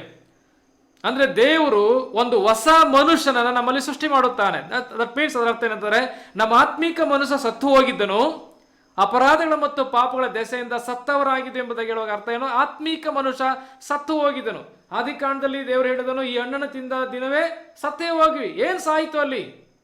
ಆತ್ಮೀಕ ಜೀವನ ಸತ್ತು ಹೋಯ್ತು. ಅಂದ್ರೆ ದೇವರೊಂದಿಗೆ ಇರ್ತಕ್ಕಂಥ ಜೀವ ಸತ್ತು ಹೋಯ್ತು, ದೇವರ ಪಾಲಿಗೆ ಸತ್ತು ಹೋದ್ವಿ. ಈಗ ದೇವ್ರು ಏನ್ ಮಾಡುತ್ತಾನೆ? ಕರ್ತನಾಂತ ಯೇಸು ಕ್ರಿಸ್ತನ ನಂಬಿಕೆ ಇಡುವಾಗ ನಮಗೊಂದು ಹೊಸ ಜೀವನ ಕೊಡುತ್ತಾನೆ. ಅದು ಆತ್ಮೀಕ ಮನುಷ್ಯ. ಆವಾಗ ಆ ಜೀವನದಲ್ಲಿ ಪವಿತ್ರವಾಗಿ ಬದುಕಲಿಕ್ಕೆ ನಮಗೆ ಸಾಧ್ಯತೆ ಉಂಟು. ಇಲ್ಲದಿದ್ದರೆ ಹೊಸದಾಗಿ ಹುಟ್ಟದಂಥ ವ್ಯಕ್ತಿ ಎಂದಿಗೂ ಸಹ ಪವಿತ್ರವಾಗಿ ದೇವರಿಗೆ ಮೆಚ್ಚುಗೆಯಾಗಿ ಬದುಕಲಿಕ್ಕೆ ಸಾಧ್ಯವಿಲ್ಲ. ಯಾಕೆಂದ್ರೆ ಅವನು ಹಳೆ ಮನುಷ್ಯನ. ಅದರಿಂದ ಪ್ರಿಯರೇ, ನಿಜವಾದ ಮಾನಸಾಂತರ ಹೊಂದಿದ್ರೆ ನಮ್ಮ ಜೀವಿತ ಆ ಮೂಮೆಂಟಲ್ಲೇ ಚೇಂಜ್ ಆಗ್ತದೆ. ಯಾವಾಗ ಮಾನಸಾಂತರ ಹೊಂದಿದೆವೋ, ಯಾವತ್ತು ರಕ್ಷಣೆ ಹೊಂದೇವೋ ಆವತ್ತೇ ಸಂಪೂರ್ಣವಾಗಿ ನಮ್ಮ ಜೀವಿತನೇ ಬದಲಾಗ್ತದೆ. ಓಕೆ, ಅದರಿಂದ ಮಾನಸಾಂತರದ ಫಲಗಳುಂಟು. ಅದಕ್ಕೇ ಸ್ನಾನಿಕನಂತ ಯೋಹಾನ್ ಹೇಳದಂಥದ್ದು, ನಿಮ್ಮ ಮನಸ್ಸು ದೇವರ ಕಡೆಗೆ ಯಾವುದು? ಬಾಡಿ ಅಲ್ಲ. ಕೆಲವು ಸಮಯದಲ್ಲಿ ನಮ್ಮ ಬಾಡಿಗಳೆಲ್ಲ ತಿರುಗ್ತದೆ. ಈಗಲೂ ಸಹ ಅಷ್ಟೇ, ಬಾಡಿ ಎಲ್ಲ ಕೂತ್ಕೊಂಡು ಅಲ್ಲಾಡಿಸ್ತಾ ಇದ್ದೀರಿ ನೀವು. ಅದರ ಮನಸ್ಸು ಎಲ್ಲಿದೆ ಅಂತ ಯಾರಿಗೂ ಗೊತ್ತು? ಅದಲ್ವೇ? ಮನಸ್ಸು ಎಲ್ಲಿದೆ ಅಂತ ಯಾರಿಗೂ ಗೊತ್ತುಂಟು? ಕಿಚನ್ಲಿದೆಯೋ ಅಥವಾ ಅಲ್ಲೇನಾದ್ರು ಕಿಚನ್ಲೇನಾದ್ರು ಇಟ್ಬಿಟ್ಟು ಬಂದಿದ್ದೀರೋ? ಕೆಲವರು ಇಲ್ಲ, ಹಾಗೆ ಮಾಡಲಿಕ್ಕಿಲ್ಲ ಕೆಲವರು. ಆದರೆ ಕೆಲವರು ಹಾಗೆ ಮಾಡುವಂಥವ್ರಿಗೆ ಹೇಳುವಂಥದ್ದು ನಾನು ಅಷ್ಟೇ, ಅಲ್ಲಿ ಏನಾದರೂ ಕಿಚನ್ಲಿ ಏನಾದ್ರು ಇಟ್ಟುಬಿಟ್ಟು ಅದು ಏನಾದ್ರು ಒಕ್ಕು ಬಂದು ಸುರಿದು ಹೋಗ್ತದೆ ಅಥವಾ ಇನ್ನೇನಾರು ಆಗ್ತದೋ ಅಂತಕ್ಕಂಥ ಆ ಮನಸ್ಸು ಎಲ್ಲ ಗೊತ್ತುಂಟು ದೇವರಿಗೆ. ನಿಮ್ಮ ಮನಸ್ಸು, ನಿಮ್ಮ ಬಾಡಿ ಇಲ್ಲಿದೆ, ನಿಮ್ಮ ದೇಹ ಎಲ್ಲಿ, ನಿಮ್ಮ ಒಂದು ಮನಸ್ಸು ಎಲ್ಲಿದೆ ಅಂತ ದೇವ್ರಿಗೆ ಗೊತ್ತುಂಟು ಅಲ್ವೇ? ಅದಕ್ಕೇ ದೇವರು ಹೇಳುವಂಥದ್ದು, ಸ್ನಾನಿಕನಾದ ಯೋಹಾನಲ್ಲಿ ಹೇಳುವಂಥದ್ದು ಸಂದೇಶದಲ್ಲಿ ಏನಂತ, ನಿಮ್ಮ ಮನಸ್ಸು ದೇವರ ಕಡೆಗೆ ತಿರುಗಿತೆಂಬುದಕ್ಕೆ ತಕ್ಕ ಫಲದಿಂದ ತೋರಿಸಿರಿ. ಯೆಜ್ಕೇಲನ ಗ್ರಂಥದಲ್ಲಿ ಹೇಳೋದೇನು? ದೇವ್ರಿಗೆ ಬೇಕಾದದೇ. ನಾನು ಆ ವಚನನೂ ಸಹ ಓದ್ತೇನೆ ನೋಡಿ. ಅಲ್ಲಿ 33ನೇ ಅಧ್ಯಾಯದಲ್ಲಿ 31ನೇ ವಚನ, ಪ್ರಶ್ನೆ ಕೇಳುವುದಕ್ಕೆ ಬರುವ ಜನರಂತೆ ಅವರು ನಿನ್ನ ಬಳಿಗೆ ಬಂದು ನನ್ನ ಭಕ್ತರಾಗಿ ನಿನ್ನ ಮುಂದೆ ಕೂತುಕೊಂಡು, ಗಮನಿಸಿ ಅಲ್ಲಿ ವಾಕ್ಯದಲ್ಲಿ ನೋಡಿ, ಪ್ರಶ್ನೆ ಕೇಳುವುದಕ್ಕೆ ಬರುವ ಜನರಂತೆ ಅವರು ನಿನ್ನ ಬಳಿಗೆ ಬಂದು ನನ್ನ ಭಕ್ತರಾಗಿ ನಿನ್ನ ಮುಂದೆ ಕೂತುಕೊಂಡು, ಹೆಂಗೆ? ನನ್ನ ಭಕ್ತರಾಗಿ, ಭಕ್ತರಲ್ಲ, ನನ್ನ ಭಕ್ತರಾಗಿ ನಿನ್ನ ಮುಂದೆ ಕೂತುಕೊಂಡು, ಅಂದ್ರೆ ಹಾಗೆ ಕಾಣಿಸ್ಕೊಂಡು ಕೂತ್ಕೋತಾರೆ ಅಷ್ಟೇ. ನಿನ್ನ ಮಾತುಗಳನ್ನು ಕೇಳುತ್ತಾರೆ, ಆದರೆ ಕೈಗೊಳ್ಳುವುದಿಲ್ಲ. ನಂತರ ಬಾಯಿಂದ ಬಹು ಪ್ರೀತಿಯನ್ನು ತೋರಿಸುತ್ತಾರೆ, ಅವರ ಮನಸ್ಸೇನೋ ತಾವು ದೋಚಿಕೊಂಡದರ ಮೇಲೆ ಹೋಗುತ್ತದೆ. ಗಮನಿಸ್ತಾರ? ಅಂದರೆ ಬಾಡಿಯಲ್ಲಿ ಕೂತಿದೆ, ಯೆಜ್ಕೇಲನ ಮುಂದೆ ಕೂತಿದೆ. ಆಯ್ತಾ? ಯೆಜ್ಕೇಲ್ ನೋಡುವಾಗ ಏನಾಗಿದೆ? ಓ, ಇವರು ದೇವ್ರ ಸಂದೇಶ ಕೇಳಲಿಕ್ಕೆ ಬಂದು ಕೂತಿದ್ದಾರೆ ಅನ್ನೋ ಮಟ್ಟಿಗಿದ್ದಾರೆ ಅಲ್ವಾ? ಹಾಗೇನೆ ಯೆಜ್ಕೇಲ್ ನೋಡುವಾಗ ಎಂಥ ಒಂದು ಆಸಕ್ತಿ ಇವರಿಗೆ, ಎಷ್ಟು ಆಸಕ್ತಿ ಇದೆ ದೇವ್ರ ಕಂಡ್ರೆ ಇವ್ರಿಗೆ, ಎಷ್ಟು ಭಕ್ತಿ ಉಳ್ಳವರು ಇವರು ಅಲ್ವೇ? ಯಾವ ರೀತಿಯಲ್ಲಿ ನನ್ನ ಬಂದು ಕೂತಿದಾರಲ್ಲ ದೇವ್ರ ಕೇಳಲಿಕ್ಕೆ ಅಂತ ಕೂತಿದ್ದಾರೆ. ಆದರೆ ಈ ಯೆಜ್ಕೇಲ್ನಿಗೆ ಏನು ಗೊತ್ತು? ಹೃದಯ ಶೋಧಕನಲ್ವಲ್ಲ, ಅವನ ಹೃದಯ ಗೊತ್ತಿಲ್ವಲ್ಲ. ಆದರೆ ದೇವರೆಲ್ಲ ಸೀಕ್ರೆಟ್ ಹೇಳ್ಕೊಡ್ತಾನೆ. ಇವರು ಬಂದು ಹಂಗೆ ಪ್ರಶ್ನೆ ಕೇಳೋರಂತೆ ನಿಮ್ಮ ಮುಂದೆ ಕೂತ್ಕೋತಾರೆ ಅಲ್ವೇ? ಭಕ್ತರಂತೆ ಕೂತ್ಕೋತಾರೆ, ದೇವ್ರ ವಾಕ್ಯನ ಕೇಳೋರಂತೆ ಕೂತ್ಕೋತಾರೆ. ನಂತರ ಇವ್ರ ಮನಸ್ಸು ಎಲ್ಲಿದೆ ಗೊತ್ತುಂಟಾ? ತಾವು ದೋಚಿಕೊಂಡವುಗಳ ಮೇಲೆ ಇದೆ. ಪ್ರೇರೆ, ದೇವರಿಗೆ ಬೇಕಾದಂಥದ್ದು ಮನಸ್ಸು. ಮನಸ್ಸು ದೇವರ ಕಡೆಗೆ ತಿರುಗಿಕೊಳ್ಳಬೇಕು. ಆಗ ಅಲ್ಲಿಂದ ಟ್ರಾನ್ಸ್ಫರ್ ಸ್ಟಾರ್ಟ್ ಆಗ್ತದೆ. ಒಳಗಡೆ ಟ್ರಾನ್ಸ್ಫರ್ ಆದರೆ ಇದೆಲ್ಲ ನಮ್ಮ ಲೈಫ್ ಸ್ಟೈಲಲ್ಲಿ ಬದಲಾವಣೆಗಳು ಉಂಟಾಗ್ತದೆ. ಒಳಗಡೆ ಟ್ರಾನ್ಸ್ಫರ್ ಆಗದಿದ್ರೆ, ಬದಲಾವಣೆ ಇಲ್ಲದಿದ್ದರೆ ನಮ್ಮ ಲೈಫ್ ಬದಲಾವಣೆ ಆಗಲಿಕ್ಕೆ, ನಮ್ಮ ನಡೆ ನುಡಿಗಳೆಲ್ಲ ಬದಲಾಗಲಿಕ್ಕೆ ಸಾಧ್ಯವಿಲ್ಲ. ಒಳಗಡೆ ಸರಿಯಾದರೆ ಹೊರಗಡೆ ಅದು ಹಂಗೆ ಬರ್ತದೆ. ಯೇಸು ಕರ್ತನ ಹೇಳಿಲ್ವಾ? ನಿಮ್ಮ ಹೃದಯದಲ್ಲಿರೋದೆ ಬಾಯಲ್ಲಿ ಬರ್ತದೆ ಅಂತ ಅಲ್ವಾ? ನಿಮ್ಮ ಹೃದಯದಲ್ಲಿರೋದೆ ಬಾಯಲ್ಲಿ ಬರ್ತದೆ. ಸತ್ಯ ತಾನೆ? ಒಳಗಡೆ ಹೊಸ ಮನಸ್ಸು ಇದ್ರೆ ಹೊರಗಡೆ ಸಹ ಹೊಸ ಮನಸ್ಸರಾಗಿ ಕಾಣಿಸ್ತೇವೆ. ಅಂದ್ರೆ ಅರ್ಥ ನೋಟದಲ್ಲ, ರೂಪದಲ್ಲ. ಏನೋ ನಾವು ನಮ್ಮ ಬಾಡಿ ಹಿಂಗೆ ಇರ್ತದೆ, ನಮ್ಮ ದೇಹ ಇದೇ ರೀತಿ ಇರ್ತದೆ, ರೂಪದಲ್ಲಿ ಅಲ್ಲ. ರೂಪ ಬದಲಾಗೋದಿಲ್ಲ. ನಾವು ಇರುವಂಗೆ ಇರ್ತೇವೆ, ನಾವಾಗೆ ಇರ್ತೇವೆ, ಇದೇ ದೇಹದಲ್ಲಿ ಇರ್ತೇವೆ. ಆದರೆ ನಮ್ಮ ನಡತೆ, ನಮ್ಮ ಮಾತುಗಳು, ನಮ್ಮ ಜೀವನದ ಶೈಲಿ ಏನಾಗ್ತದೆ? ಬದಲಾಗ್ತದೆ. ಯಾಕೆ? ಒಳಗಡೆ ಬದಲಾಗಿರೋದ್ರಿಂದ ಅಲ್ವೇ? ಅದರಿಂದ ಪ್ರಿಯರೇ, ಒಳಗಡೆ ಏನಿದೆಯೋ ಅದು ಒಳಗಡೆ ಬರ್ತದೆ. ದೇವರು ಕರ್ತನ ಹೇಳಿದ್ರು ಏನಂತಂದರೆ, ಒಳ್ಳೆಯವನು ತನ್ನ ಒಳ್ಳೆಯ ಬೊಕ್ಕಸದಿಂದ ಒಳ್ಳೆಯ ವಸ್ತುಗಳನ್ನು ತೆಗೆಯುತ್ತಾನೆ, ಕೆಟ್ಟವನು ತನ್ನ ಕೆಟ್ಟ ಬೊಕ್ಕಸದಿಂದ ಕೆಟ್ಟವುಗಳನ್ನು ತರುತ್ತಾನೆ ಎಂಬುದಾಗಿ ಹೇಳುವುದನ್ನು ನೋಡುವಂಥರಾಗಿದ್ದೇವೆ. ಏನಿದೆ ಒಳಗಡೆ ಅದು ಹೊರಗಡೆ ಬರ್ತದೆ. ಅದರಿಂದ ಪ್ರಿಯರೇ, ನಮ್ಮ ಮನಸ್ಸು ಒಳಗಡೆ ಬದಲಾವಣೆ ಆಗಿದ್ದರೆ ನಮ್ಮ ಲೈಫ್ ಏನಾಗಿರ್ತದೆ? ನಮ್ಮ ಜೀವನವೂ ಸಹ ಬದಲಾಗಿರ್ತದೆ. ಅದರಿಂದ ಇಲ್ಲಿ ಒಂದು ಮಾನಸಾಂತರದ ಒಂದು ಫಲಗಳಿದೆ. ತಕ್ಕ ಫಲದಿಂದ ತೋರಿಸಿರಿ. ಅಬ್ರಾಮನ ಮಕ್ಕಳು ಅಂತ ಹೇಳ್ಕೊಳ್ಬೇಡ್ರಿ. ಅಬ್ರಾಮನಿಗೆ ದೇವರು ಕಲ್ಲುಗಳಿಂದ ಮಕ್ಕಳು ಕೊಡ್ಲಿಕ್ಕೆ ಶಕ್ತಿ ಉಂಟು. ನೀವೇ ಮಕ್ಕಳಾಗಬೇಕು ಅಂತೇನಿಲ್ಲ. ಅದರಿಂದ ಒಳ್ಳೆಯ ಫಲಗಳಿಂದ ತೋರಿಸಿರಿ. ನಂತರ ಈಗಲೇ ಮರಗಳ ಬೇರಿಗೆ ಕೊಡಲಿ ಹಾಕಿದೆ ಅಲ್ವಾ? ಇದೆ ತಾನೆ? ಈಗಲೇ ಮರಗಳ ಬೇರಿಗೆ ಕೊಡಲಿ ಹಾಕಿದೆ. ಲೂಕನ ಸುವಾರ್ತೆಯಲ್ಲಿ ಓದುವ ಸಮಯ, ಲೂಕ ಮತ್ತೆ 2 ಕಡೆ ಇದೆ ಅದು. ಲೂಕನ ಸುವಾರ್ತೆ 3ನೇ ಅಧ್ಯಾಯದಲ್ಲಿ 9ನೇ ವಚನ ಓದುವಾಗ, ಈಗಲೇ ಮರಗಳ ಬೇರಿಗೆ ಕೊಡಲಿ ಹಾಕಿದೆ, ಒಳ್ಳೆಯ ಫಲವನ್ನು ಕೊಡದ ಪ್ರತಿಯೊಂದು ಮರವನ್ನು ಕಡಿದು ಬೆಂಕಿಯಲ್ಲಿ ಹಾಕುವರು ಎಂದು ಹೇಳಿದನು. ಗಮನಿಸ್ತ್ರ? ಈಗಲೇ ಮರಗಳ ಬೇರಿಗೆ ಕೊಡಲಿ ಹಾಕಿದೆ. ಯಾವುದಕ್ಕೆ? ಯಾವ ಮರಗಳಿಗೆ? ಒಳ್ಳೆ ಫಲ ಕೊಡದ ಮರಗಳ ಬೇರಿಗೆ ಕೊಡಲಿ ಹಾಕಿದೆ. ಒಳ್ಳೆ ಫಲವನ್ನು ಕೊಡದ ಪ್ರತಿಯೊಂದು ಮರವನ್ನು ಕಡಿದು ಬೆಂಕಿಯಲ್ಲಿ ಹಾಕುವರು ಎಂದು ಹೇಳಿದನು. ಅವಾಗೆಲ್ಲ ಬಂದು ಕೇಳುತ್ತಾರೆ, ನಾವೇನು ಮಾಡಬೇಕು ಅಂತ. ಸ್ನಾನಿಕನಾಥ ಯೋಹನ ಹತ್ರ ಬಂದು ಕೇಳುತ್ತಾರೆ 10ನೇ ವರ್ಷದಲ್ಲಿ. ಅಂದ್ರೆ ಅರ್ಥ, ಹೇಗೆ ನಾವು ಬದುಕಬೇಕು? ಈಗ ನಮಗೆ ಮಾನಸಾಂತರ ಉಂಟಾಗಿದೆ, ಹೇಗೆ ನಾವು ಬದುಕಬೇಕು? ಈಗ ಮಾನಸಾಂತರದ ದೀಕ್ಷಾನ ತೆಗೆದುಕೊಳ್ತೇವೆ. ಬಂದು ಯೋಹನ ಹತ್ರ ಬಂದ್ಬಿಟ್ಟು ಏನು ಮಾಡ್ತಾ ಇದ್ರು? ತಮ್ಮ ಪಾಪಗಳನ್ನ ಹೇಳ್ಕೊಂಡು ದೀಕ್ಷಾನ ಮಾಡಿಸ್ಕೊತಾ ಇದ್ರು ಅವರು, ಒಪ್ಕೊಂಡು. ಈಗ ದೀಕ್ಷಾಸ್ನಾನ ಆದಮೇಲೆ ಹೇಗೆ ಬದುಕಬೇಕು ತಲ್ಲ ಅವ್ರು ಕೇಳುತ್ತಾ ಇದ್ದಾರೆ, ನಾವು ಹೇಗೆ ಹೇಗೆ ಜೀವಿಸಬೇಕು. 10ನೇ ವಚನ ಓದುವಾಗ, ಹಾಗಾದರೆ ನಾವೇನು ಮಾಡಬೇಕು ಎಂದು ಅವರನ್ನು ಕೇಳಿದ್ದಕ್ಕೆ ಅವನು, 2 ಅಂಗಿಗಳುಳ್ಳವನು ಇಲ್ಲದವನಿಗೆ ಒಂದು ಕೊಡಲಿ, ಆಹಾರ ಉಳ್ಳವನು ಇಲ್ಲದವನಿಗೆ ಒಂದು ಕೊಡಲಿ. ಅಲ್ವೇ? ಆಹಾರ ಉಳ್ಳವನು ಇಲ್ಲದವನಿಗೆ ಕೊಡಲಿ ಎಂದು ಅವರಿಗೆ ಹೇಳಿದನು. ಸುಂಕದವರು ಬಂದು ಕೇಳುತ್ತಾ ಇದ್ದಾರೆ. ಸುಂಕದವರು ಸಹ ದೀಕ್ಷಾಸ್ನಾನ ಮಾಡಿಸಿಕೊಳ್ಳಬೇಕೆಂದು ಬಂದು, ಗುರುವೇ, ನಾವೇನು ಮಾಡಬೇಕು ಎಂದು ಅವನನ್ನು ಕೇಳಲು ಅವನು, ನೇಮಿಸಿದ ಅಸಲಿಗಿಂತ ಹೆಚ್ಚಾಗಿ ಏನು ಎಳಕೊಳ್ಳಬೇಡಿರಿ. ಸುಂಕದವ್ರು ಗೊತ್ತಲ್ಲ, ಹೆಚ್ಚಾಗಿ ತೆಗೆದುಕೊಳ್ಳುವಂಥ ಟ್ಯಾಕ್ಸ್ ಕಲೆಕ್ಟರ್ ಅಲ್ಲ, ಟ್ಯಾಕ್ಸ್ ಮಾಡ್ತಾರಲ್ಲ. ನೇಮಿಸಿದ ಅಸಲಿಗಿಂತ ಹೆಚ್ಚಾಗಿ ಏನು ಎಳಕೊಳ್ಳಬೇಡಿರಿ ಅಂದ್ರೆ ಅರ್ಥ, ನಿಮಗೇನು ಎಷ್ಟು ತಗೋಬೇಕು ಅಂತ ಹೇಳಿದ್ರೆ ಅಷ್ಟು ತಗೊಳ್ಳಿ ಅಂತ. ಎಷ್ಟು ಟ್ಯಾಕ್ಸ್ ಕೊಡಬೇಕು ಅಂತ ಸರ್ಕಾರ ನೇಮಿಸಿದ್ದು, ಎಷ್ಟು ತಗೋಬೇಕು ಅಂತ ಅಷ್ಟು ತಗೊಳ್ಳಿ, ಅದ್ರ ಮೇಲೆ ಹೆಚ್ಚು ಹಾಕಿ ಸುಲಿಗೆ ಮಾಡಬೇಡ್ರಿ ಅಂತ ಸುಂಕದವ್ರಿಗೆ ಹೇಳ್ತಾ ಇರೋದು. ನಂತರ ಸಿಪಾಯಿಗಳು ಸಹ ಬಂದರು. ಸಿಪಾಯಿಗಳು ಬಂದು ಅವ್ರು ಕೇಳಿದ್ರು, ನಾವೇನು ಮಾಡಬೇಕು ಎಂದು ಅವನು ಕೇಳಿದಾಗ ಅವನು ಅವರಿಗೆ, ಯಾರನ್ನಾದರೂ ಬೆದರಿಸಬೇಡ್ರಿ, ಯಾರ ಮೇಲಾದರೂ ಸುಳ್ಳು ದೂರು ತಂದು ದುಡ್ಡು ಕಸಕೊಳ್ಳಬೇಡ್ರಿ. ನಿನ್ನ ಮೇಲೆ ಆ ಕೇಸ್ ಹಾಕ್ತೀನಿ, ಈ ಕೇಸ್ ಹಾಕ್ತೀನಿ, ಇಷ್ಟು ಕೊಟ್ಟರು ಸರಿ ಎಂಬುದಾಗಿ ಹೇಳ್ತಾರಲ್ವ, ಅವ್ರಿಗೆ ಹೇಳ್ತಾರ, ಸುಳ್ಳು ದೂರುಗಳು ತಂದು ದುಡ್ಡನ್ನು ಕಸಕೊಳ್ಳಬೇಡ್ರಿ, ನಿಮ್ಮ ಸಂಬಳದಲ್ಲಿ ತೃಪ್ತರಾಗಿರಿ. ಓಕೆ, ಏನು ಈ ಜೀವನ ಏನು ಹೇಳಿ, ಇದು ಮಾನಸಾಂತರದ ಫಲಗಳು. ಹಿಂಗೆ ಬದುಕ್ರಿ ಅಂತ ಹೇಳ್ತಾ ಇರೋಂಥದ್ದು. ಅರ್ಥ ಆಯ್ತಾ? ಫಲಗಳು ಎಂಬುದಾಗಿ ಹೇಳುವಾಗ ಅದರ ಅರ್ಥ ಅದೇ, ನಮ್ಮ ಜೀವನದಲ್ಲಿ ಒಂದು ಕರ್ತನಿಗೆ ಬೇಕಾದ ರೀತಿಯಲ್ಲಿ ಬದುಕುವಂಥದ್ದು. ಇಲ್ಲಿ ತನಕ ಸ್ವಾರ್ಥಿಗಳಾಗಿದ್ರು ಇವರು. ನಮ್ಮ ಹೊಟ್ಟೆ, ನಮ್ಮ ದೇಹಕ್ಕೆ ಬಟ್ಟೆ, ನಮ್ಮ ಆಹಾರ ಯಾರು ಕೊಡೋದು ಬೇಡ ಅಂತ ಸ್ವಾರ್ಥಿಗಳಾಗಿ ಬದುಕು. ಸ್ವಾರ್ಥಿಗಳಾಗಬೇಡಿ. ಇನ್ನೇನು ಮಾಡಿ, 2 ಅಂಗಿ ಇದೆಯಾ, ಇಲ್ಲದವನಿಗೊಂದು ಕೊಡು. ಆಹಾರ ಇದೆಯಾ, ಇಲ್ಲದವ್ರಿಗೆ ಕೊಡು. ಸ್ವಾರ್ಥಿ ಆಗಬೇಡ. 2ನೇದೇನು ಹೇಳುವಂಥದ್ದು ಇಲ್ಲಿ ಸುಂಕದವರಿಗೆ ಹೇಳ್ತಕ್ಕಂಥ ಮಾತೇನು, ಕಸ್ಕೊಳ್ಬೇಡಿ, ಹೆಚ್ಚಾಗಿ ವಸೂಲು ಮಾಡಬೇಡಿ. ನಂತರ ಸಿಪಾಯಿಗಳಿಗೆ ಹೇಳೋದೇನು, ನಿಮ್ಮ ಸಂಬಳದಲ್ಲಿ ತೃಪ್ತರಾಗಿರಿ. ದುಡ್ಡು ಮಾಡಲಿಕ್ಕೋಸ್ಕರ ಸುಳ್ಳು ದೂರುಗಳನ್ನು ತರಬೇಡಿ, ಬೆದರಿಸಬೇಡಿ ಎಂಬುದಾಗಿ ಹೇಳೋದನ್ನು ನೋಡುತ್ತೇವೆ. ಇದೆಲ್ಲವೂ ಸಹ ಕರ್ತನಿಗೆ ಬೇಕಾದಂಥ ಜೀವನ. ಓಕೆ, ಇಲ್ಲಿ ಸ್ನಾನಿಕನಂತ ಯೋಹಾನ್ ಹೇಳ್ತಾ ಇರುವಂಥದ್ದು. ಅದರಿಂದ ಪ್ರಿಯ ದೇವಜನರೇ, ಈ ಮಾನಸಾಂತರದ ಫಲಗಳಿದೆ ಎಂಬುದಾಗಿ ನೋಡುವಂಥರಾಗಿದ್ದೇವೆ. ಕ್ರಿಸ್ತಿಯ ಜೀವನ ಅಂತಕ್ಕಂಥದ್ದು ಮಾನಸಾಂತರದ ಜೀವನ. ಮಾನಸಾಂತರ ಹೊಂದಿರುವಂಥ ವ್ಯಕ್ತಿಯಲ್ಲಿ ಒಂದು ಬದಲಾವಣೆ ಜೀವಿತ ಇರ್ತದೆ. ಇಲ್ಲದಿದ್ದರೆ ಅವನು ನಿಜವಾದಂಥ ಮಾನಸಾಂತರದ ಜೀವಿತ ಅಲ್ಲ.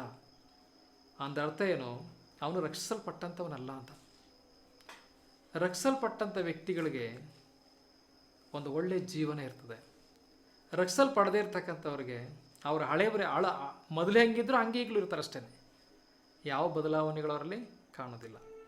ಓಕೆ, ಅದರಿಂದ ಮಾನಸಾಂತರದ ಫಲಗಳನ್ನು ನೋಡ್ತಾ ಬಂದೆವು. ನಂತರ ಪ್ರಿಯರೇ, ದೇವರು ಮಾನಸಾಂತರಕ್ಕೆ ನಡೆಸಲಿಕ್ಕೆ ಅಥವಾ ತನ್ನ ಕಡೆಗೆ ತಿರುಗಿಸಲಿಕ್ಕೆ ಅನೇಕ ರೀತಿಯಲ್ಲಿ ಕರ್ತನು ಪ್ರಯತ್ನಿಸುವಂಥವನಾಗಿರ್ತಾನೆ. ಅದು ನಾನು ಕೆಲವನ್ನು ಹೇಳ್ತೇನೆ.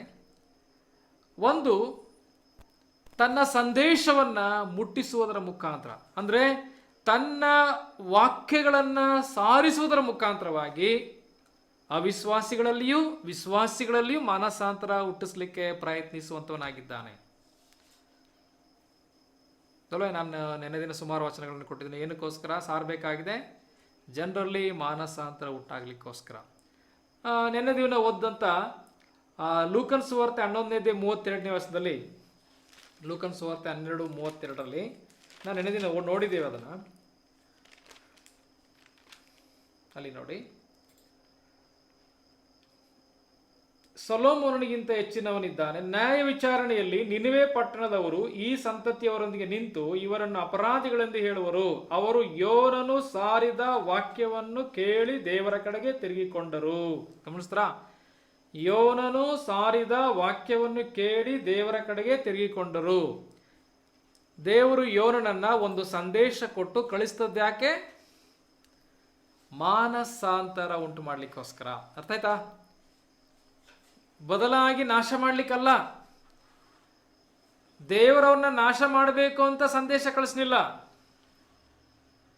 ಮುಖ್ಯ ಉದ್ದೇಶ ದೇವ್ರದ್ದೇನೆಂದರೆ ಅವರು ದೇವರ ಕಡೆಗೆ ತಿರುಗಿಕೊಂಡು ಉಳ್ಕೋಬೇಕಂತ.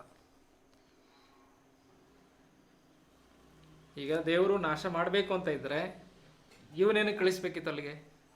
ಸಂದೇಶಕ್ಕೆ ಸಾರಿಸ್ಬೇಕಿತ್ತು. ನಾಶ ಮಾಡಲೇಬೇಕು ಅಂತ ದೇವರು ಆ ಮನಸ್ಸಲ್ಲಿ ಸಂಪೂರ್ಣವಾಗಿ ನಾಶ ಮಾಡಬೇಕೆಂಬುದಾಗಿ ಇದ್ದಿದ್ರೆ ದೇವರು ಅವನು ಕಳಿಸ್ಬೇಕಾದ ಅವಶ್ಯಕತೆ ಇರಲಿಲ್ಲ. ಹಾಗಾದರೆ ದೇವರ ಉದ್ದೇಶ ಏನು ಪ್ರಿಯರೇ? ಅವರು ತನ್ನ ಕಡೆಗೆ ತಿರುಗಿಕೊಂಡು ಬದುಕಬೇಕಂತ. ಅದಕ್ಕೋಸ್ಕರ ಒಂದು ಸಂದೇಶ ಕೊಟ್ಟು ಯೋನನಲ್ಲಿ ಕಳಿಸೋದನ್ನು ನೋಡುವಂತರಾಗಿದ್ದೇವೆ. ಅವನು ಸಾರಿದ ವಾಕ್ಯವನ್ನು ಕೇಳಿ ಅವರೇನು ಮಾಡೋದು? ದೇವರ ಕಡೆಗೆ ತಿರುಗಿಕೊಂಡರು ಎಂಬುದಾಗಿ ನೋಡುತ್ತೇವೆ. ದೇವರು ತನ್ನ ವಾಕ್ಯದ ಮುಖಾಂತರವಾಗಿ ಒಬ್ಬ ಅವಿಶ್ವಾಸಿಯನ್ನು ಮತ್ತು ವಿಶ್ವಾಸಿಯನ್ನು ಮಾನಸಾಂತರಕ್ಕೆ ನಡೆಸುವಂತನಾಗಿದ್ದಾನೆ. ನಾವು ರಕ್ಷಿಸಲ್ಪಟ್ಟಂಥವರು ಮತ್ತೊಂದು ಸಾರಿ ನಾವು ಮಾನಸಾಂತರ ಹೊಂದಬೇಕಂತಿಲ್ಲ, ಮಾನಸಾಂತರ ಹೊಂದೋದು ಅವಶ್ಯಕತೆ ಇಲ್ಲ ಅಂತಲ್ಲ. ಕೆಲವು ಸಮಯಗಳಲ್ಲಿ ನಾವು ತಪ್ಪಿ ಹೋಗುವಾಗ ಆ ದಾರಿಯನ್ನು ಬಿಟ್ಟು ತಿರುಗಿಕೊಳ್ಳಬೇಕಾಗಿದೆ, ಅದು ಮಾನಸಾಂತರ. ಅದರಿಂದ ತನ್ನ ವಾಕ್ಯದ ಮುಖಾಂತರವಾಗಿ ನಮ್ಮಲ್ಲಿ ಮಾನಸಾಂತರ ಹುಟ್ಟಿಸ್ಲಿಕ್ಕೆ ಅಥವಾ ಅನ್ಯರಲ್ಲಿ ಮಾನಸಾಂತರ ಸುಟ್ಟಲಿಕ್ಕೆ ಕರ್ತನು ಕಾರ್ಯ ಮಾಡುವಂತ ಥ್ರೂ ಪ್ರೀಚಿಂಗ್.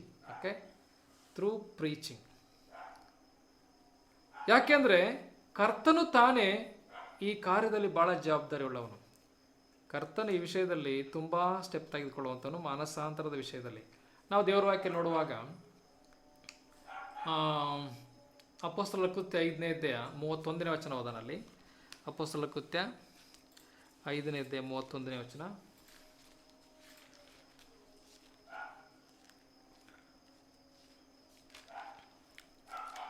ಅಲ್ಲಿ ನೋಡಿ, ದೇವರು ಆತನನ್ನೇ ಇಸ್ರಾಯೇಲ್ ಜನರಿಗೆ ಮಾನಸಾಂತರವನ್ನು ಪಾಪ ಪರಿಹಾರವನ್ನು ದಯಪಾಲಿಸುವುದಕ್ಕಾಗಿ ನಾಯಕನೆಂತಲೂ ರಕ್ಷಕನೆಂತಲೂ ತನ್ನ ಬಲಗೈಯಿಂದ ಉನ್ನತ ಸ್ಥಾನಕ್ಕೆ ಏರಿಸಿದನು. ಗಮನಿಸ್ತಾ ಅಲ್ಲಿ ಎರಡು ವಿಷಯಗಳಿಗೋಸ್ಕರ ತನ್ನ ಬಲಗೈಯಿಂದ ಉನ್ನತ ಸ್ಥಾನಕ್ಕೆ ಏರಿಸಿದ್ದಾನೆ ಯೇಸು ಕ್ರಿಸ್ತನನ್ನು. ದೇವರು ಯೇಸು ಕ್ರಿಸ್ತನನ್ನು ಇಸ್ರಾಯೇಲ್ ಜನರಿಗೆ ಮಾನಸಾಂತರವನ್ನು ಪಾಪ ಪರಿಹಾರವನ್ನು ದಯಪಾಲಿಸುವುದಕ್ಕಾಗಿ ನಾಯಕನೆಂತಲೂ ರಕ್ಷಕನೆಂತಲೂ ತನ್ನ ಬಲಗೈಯಿಂದ ಉನ್ನತ ಸ್ಥಾನಕ್ಕೆ ಏರಿಸಿದನು.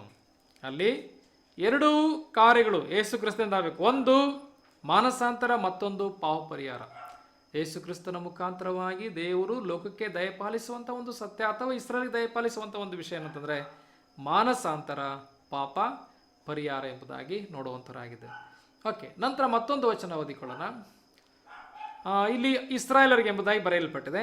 ನಂತರ ನಾವು ನೆನ್ನೆ ದಿವಸ ಓದಿದ್ವಿ 11ನೇ 18ನೇ ವಚನ, ಅಪೊಸ್ತಲರ ಕೃತ್ಯ 11:18. ಅಲ್ಲಿ ನೋಡಿ,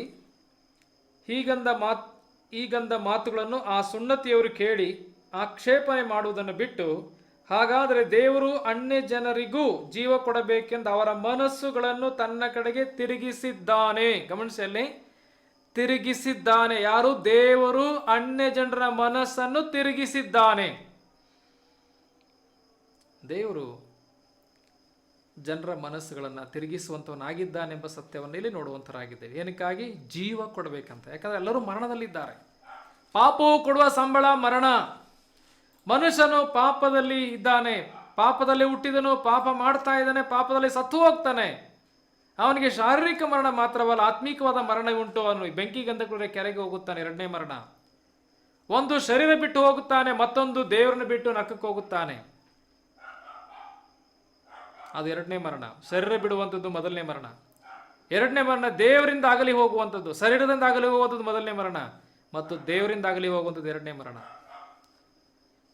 ಆಗಲಿ ಹೋಗಿ ಎಲ್ಲಿ ಹೋಗ್ತಾನೆ? ಬೆಂಕಿ ಗಂಧಕುಳಿಯ ಕೆರೆಯಲ್ಲಿ ಹೋಗುತ್ತಾನೆ, ಅದು 2ನೇ ಮರಣ ಎಂಬುದಾಗಿ ಬರೆಯಲ್ಪಟ್ಟಿದೆ. ಅದರಿಂದ ಈ ಮರಣದಿಂದ ಪಾರಾಗಬೇಕಾದ್ರೆ ಮನುಷ್ಯ ದೇವರ ಕಡೆಗೆ ತಿರುಗಿಕೊಳ್ಳಬೇಕು. ಅದಕ್ಕೆ ದೇವರೇನ್ ಮಾಡ್ತಾನೆ? ಅವರ ಮನಸ್ಸುಗಳನ್ನು ತನ್ನ ಕಡೆಗೆ ತಿರುಗಿಸಿದ್ದಾನೆ. ಏನಕ್ಕೋಸ್ಕರ? ಅನ್ಯ ಜನರಿಗೂ ಜೀವ ಕೊಡಬೇಕೆಂದು ಎಂಬುದಾಗಿ ನೋಡುವಂತರಾಗಿದೆ. ಜೀವ ಕೊಡ್ಲಿಕ್ಕಾಗಿ, ಜೀವ ಬೇಕಾದ್ರೆ ದೇವರ ಕಡೆಗೆ ತಿರುಗಿಕೊಳ್ಳಬೇಕು. ಯಾಕಂದ್ರೆ ದೇವರು ಜೀವದ ಬುಗ್ಗೆ, ಜೀವದ ನಿಧಿಯಾಗಿದ್ದಾನೆ. ಇನ್ನೆಲ್ಲೂ ಜೀವ ಸಿಕ್ಲಿಕ್ಕಿಲ್ಲ. ನಿಮ್ಮ ಔಷಧಿಗಳಿಂದ ಜೀವ ಸಿಕ್ಕಲ್ಲ, ನಮ್ಮ ವೈದ್ಯರುಗಳಿಂದ ಜೀವ ಸಿಕ್ಕಲ್ಲ, ನಾವು ತಿನ್ನುವಂಥ ಆಹಾರದಿಂದ ಜೀವ ಸಿಕ್ಕೋದಿಲ್ಲ. ಜೀವದ ನಿಧಿ ದೇವರು ತಾನೆ, ಜೀವದ ಬುಗ್ಗೆ ದೇವರು ತಾನೆ. ನಾವು ದೇವರ ವಾಕ್ಯದಲ್ಲಿ ಬರೆಯಲ್ಪಟ್ಟಿದೆ, ಇಸ್ರಾಯೇಲ್ ಏನು ಮಾಡ್ಕೊಂಡ್ರಂತೆ, ಜೀವ ಜಲದ ಬುಗ್ಗೆಯಾದ ನನ್ನನ್ನು ಬಿಟ್ಟು ನೀರು ನಿಲ್ಲದ ಬಿರುದ ತೊಟ್ಟಿಗಳನ್ನು ಮಾಡಿಕೊಂಡಿದ್ದಾರೆ ಅಂತ ಅಲ್ವಾ. ನೀರು ನಿಲ್ಲದ ಬಿರುದ ತೊಟ್ಟಿಗಳು, ಬಿರುದ ತೊಟ್ಟಿಗಳು ನೀರು ನಿಲ್ಲ ಅಂದ್ರೆ ಏನರ್ಥ? ಅದರ ಅರ್ಥ ಏನು? ಮನುಷ್ಯ ಸತ್ತು ಹೋಗ್ತಾನೆ ಅಂತ. ನೀರು ನಿಲ್ಲಲ್ಲ ಅಂದ್ರೆ ಅರ್ಥ ಏನು? ಜೀವ ಉಳಿಯಲ್ಲ ಅಂತ, ಹೋಗ್ತದೆ. ಯಾನ್ ಬಿಟ್ಟಿದ್ದಾನೆ ಮನುಷ್ಯ? ಜೀವ ಜಲದ ಬುಗ್ಗೆಯನ್ನು ಬಿಟ್ಟಿದ್ದಾನೆ, ನೀರು ನಿಲ್ಲದ ತೊಟ್ಟಿಗಳನ್ನು ಮಾಡಿಕೊಂಡಿದ್ದಾನೆ. ಬಿರುದ ತೊಟ್ಟಿಗಳು ಎಷ್ಟು ತುಂಬಿಸಿದ್ರು ಹೋಗ್ತದೆ ಅದು. ಆದರೆ ಕರ್ತನು ಜೀವ ಜಲದ ಬುಗ್ಗೆ. ಅದರಿಂದ ಪ್ರಿಯರೇ, ಕರ್ತನಂತ ಯೇಸು ಬಂದಂಥ ಉದ್ದೇಶ ಏನು? ನಾನಾದರೂ ಅವುಗಳಿಗೆ ಜೀವ ಇರಬೇಕೆಂತಲೂ ಅದು ಸಮೃದ್ಧಿಯಾಗಿರಬೇಕೆಂತಲೂ ಬಂದೆನು. ಕಳ್ಳನು ಕದ್ದುಕೊಳ್ಳುವುದಕ್ಕೂ ಕೊಯ್ಯುವುದಕ್ಕೂ ಹಾಳು ಮಾಡುವುದಕ್ಕೂ ಬರುತ್ತಾನೆ ಹೊರತು ಮತ್ಯಾವುದಕ್ಕೂ ಬರುವುದಿಲ್ಲ. ಡೆವಿಲ್, ಸೈತಾನನು ಏನಕ್ಕೆ ಬರ್ತಾನೆ? ಕದ್ದುಕೊಳ್ಳಿಕ್ಕೆ ಬರ್ತಾನೆ, ಕೊಯ್ಲಿಕ್ಕೆ ಬರ್ತಾನೆ, ಹಾಳು ಮಾಡಲಿಕ್ಕೆ ಬರ್ತಾನೆ. ನಾನಾದರೂ ಅವುಗಳಿಗೆ ಅಂದ್ರೆ ಅರ್ಥ ಕುರಿಗಳಿಗೆ. ಕುರಿಗಳಂದ್ರೆ ಯಾರು? ನಾವು ಜೀವ ಇರಬೇಕೆಂತಲೂ ಅದು ಸಮೃದ್ಧಿಯಾಗಿರಬೇಕೆಂತಲೂ ಬಂದೇನೆಂಬುದಾಗಿ ಹೇಳೋದನ್ನು ನೋಡುವಂಥರಾಗಿದೆ. ಸಮೃದ್ಧಿಯಾದ ಜೀವ ಯಾರಲ್ಲಿದೆ? ದೇವರಲ್ಲಿದೆ. ಯೇಸು ಕರ್ತನು ಹೇಳಿದರು, ನನ್ನ ಪ್ರಾಣವನ್ನು ಯಾರು ತೆಗೆಯರು, ನನ್ನಷ್ಟಕ್ಕೆ ನಾನು ಅದನ್ನು ಕೊಡುತ್ತೇನೆ, ಕೊಡುವುದಕ್ಕೆ ನನಗೆ ಅಧಿಕಾರ ಉಂಟು, ತಿರುಗಿ ಪಡ್ಕೊಳ್ಳಿಕ್ಕೂ ನನಗೆ ಅಧಿಕಾರ ಉಂಟು. ಎಂಥ ಚಂದ ಪ್ರಿಯರೇ. ಕರ್ತನು ವಾಲಂಟಿಯರಾಗಿ ತನ್ನ ಪ್ರಾಣ ಕೊಟ್ಟದ್ದಷ್ಟೇ, ಯಾರೂ ತೆಗಿಲಿಕ್ಕೆ ಸಾಧ್ಯವಾಗಲಿಲ್ಲ. ಕರ್ತನು ತಾನೇ ಅದನ್ನು ಕೊಟ್ಟದ್ದಷ್ಟೇ. ರೋಮನ್ ಸರ್ಕಾರದವರು ಯೇಸು ಸ್ವಾಮಿ ಕೊಂದಾಕ್ಬಿಟ್ರು, ಇಲ್ಲ. ಅರ್ಥ ಆಯ್ತಲ್ವೇ? ಇಲ್ಲ, ಇಲ್ಲವೇ ಇಲ್ಲ. ಯೇಸು ಕರ್ತನು ತನ್ನ ಪ್ರಾಣವನ್ನು ಒಪ್ಪಿಸಿಕೊಟ್ಟನಷ್ಟೇನೆ. ಅದರಿಂದ ಪ್ರಿಯ ದೇವಜನರೇ, ಕರ್ತನಿಗೆ ಪ್ರಾಣ ಕೊಡಲಿಕ್ಕೂ ತೆಗಿಲಿಕ್ಕೂ ಶಕ್ತಿ ಉಂಟು. ಜೀವದ ಬುಗ್ಗೆ ಆತನು. ಇವತ್ತೆಲ್ಲ ಜೀವಿಗಳು ಬದುಕ್ತಿರೋದು ಈ ದೇವರ ಜೀವದಲ್ಲೇ. ಎಷ್ಟು ಜೀವಿಗಳು ಬದುಕ್ತಾ ಇದೆ? ಯಾರು ಕೊಟ್ಟರು ಜೀವನ ಇದಕ್ಕೆ? ದೇವರ ಜೀವದಲ್ಲಿ ಬದುಕ್ತಾ ಇರೋದೆಲ್ಲವೂ ಸಹ ಮನುಷ್ಯನ ಜೀವ ಅಲ್ಲ. ಮನುಷ್ಯ ಯಾವುದಕ್ಕೂ ಜೀವ ಕೊಡ್ಲಿಕ್ಕೆ ಸಾಧ್ಯವಿಲ್ಲ. ಒಂದು ಇರುವೆ ಸೃಷ್ಟಿ ಮಾಡ್ಲಿಕ್ಕೆ ಸಾಧ್ಯವಿಲ್ಲ, ಒಂದು ಸಣ್ಣ ಇರುವೆಯನ್ನು ಸೃಷ್ಟಿ ಮಾಡ್ಲಿಕ್ಕೆ ಸಾಧ್ಯವಿಲ್ಲ. ಅಂದ್ರೆ ಜೀವವಿರುವುದನ್ನ ಸೃಷ್ಟಿ ಮಾಡ್ಲಿಕ್ಕೆ ಸಾಧ್ಯವಿಲ್ಲ. ಒಂದು ವೇಳೆ ಜೀವವಿಲ್ಲದೆ ಇರ್ತಕ್ಕಂಥ ಸಾಕಷ್ಟು ವಸ್ತುಗಳನ್ನ ಫ್ಯಾಕ್ಟ್ರಿಲಿ ಸಿದ್ಧ ಮಾಡಿ ಕಳಿಸ್ಬೋದು ಅಷ್ಟೇನೆ. ಅದಕ್ಕೂ ಏನ್ ಬೇಕು? ದೇವರು ಸೃಷ್ಟಿ ಮಾಡಿರ್ತಕ್ಕಂಥ ರಾ ಮೆಟೀರಿಯಲ್ಸ್ ಬೇಕು. ಒಬ್ಬನ ಒಂದು ಟೇಬಲ್ ಮಾಡಬೇಕಾದ್ರೆ ಮರ ಬೇಕಲ್ವಾ? ಒಬ್ಬನ ಒಂದು ಗೋದ್ರೇಜ್ ಬೀರು ಮಾಡಬೇಕಾದ್ರೆ ಕಬ್ಬಣ ಬೇಕಲ್ವಾ? ಯಾರು ಸೃಷ್ಟಿ ಮಾಡೋದೆಲ್ಲ ರಾ ಮೆಟೀರಿಯಲ್ಸ್ ಎಲ್ಲ ಕಚ್ಚಾ ವಸ್ತುಗಳಲ್ಲಿ ಯಾರು ಉಂಟು ಮಾಡಿರೋದು? ದೇವರು ತಾನೆ. ಅದರಿಂದ ಪ್ರಿಯರೇ, ದೇವರು ಜೀವದ ಮೂಲ. ಯಾರು ಜೀವವನ್ನು ಕೊಡಲಿಕ್ಕೆ ಸಾಧ್ಯವಿಲ್ಲ. ಅದರಿಂದ ಜೀವ ಕೊಡಬೇಕಂತ ದೇವರು ಅನ್ಯ ಜನರ ಮನಸ್ಸನ್ನು ತನ್ನ ಕಡೆಗೆ ತಿರುಗಿಸಿದ್ದಾನೆ ಎಂಬುದನ್ನು ನೋಡುತ್ತೆ. ಅಂದರೆ ದೇವರು ತಿರುಗಿಸುವಂಥವನಾಗಿದ್ದಾನೆ ಎಂಬ ಸತ್ಯವನ್ನು ನೋಡುತ್ತೆ. ಮತ್ತೊಂದು ವಾಕ್ಯ ನಾನು ಇದಕ್ಕೆ ಸಂಬಂಧಪಟ್ಟಾಗಿ ಹೇಳುವಂಥದ್ದು 2 ತಿಮೋಥೆ 2:25 ವಚನ. 2 ತಿಮೋಥೆ 2:25 ವಚನ.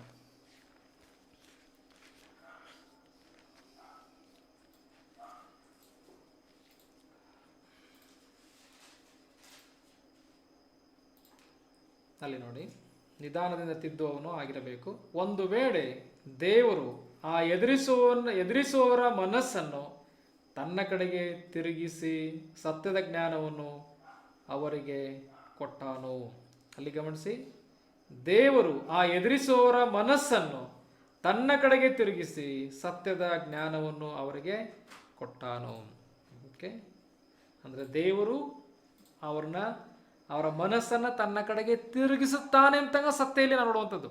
ಅಂದರೆ ದೇವರು ತನ್ನ ಕಡೆಗೆ ಮನಸ್ಸುಗಳನ್ನು ತಿರುಗಿಸಲಿಕ್ಕೆ ಆತನು ಕಾರ್ಯ ಮಾಡ್ತಾನೆ. ಅಂದರೆ ಅರ್ಥ ಏನಂತಂದರೆ, ಯಾರನ್ನು ತಿರುಗಿಸಲಿಕ್ಕೆ ಸಾಧ್ಯವಿಲ್ಲ. ದೇವರು ತಾನೇ ತಿರುಗಿಸುವಂಥವನು. ಅದನ್ನು ನಾನು ಹೇಳಲಿಕ್ಕಿರುವಂಥದ್ದು ಯಾವುದರ ಮೂಲಕವಾಗಿ? ಒಂದು ಬೈ ಪ್ರೀಚಿಂಗ್, ಥ್ರೂ ಪ್ರೀಚಿಂಗ್ ಅಂದರೆ ವಾಕ್ಯ ಸಂದೇಶ ಸಾರುವುದರ ಮುಖಾಂತರವಾಗಿ. ಎರಡನೇದು ನಾವು ನೋಡುವಂಥದ್ದು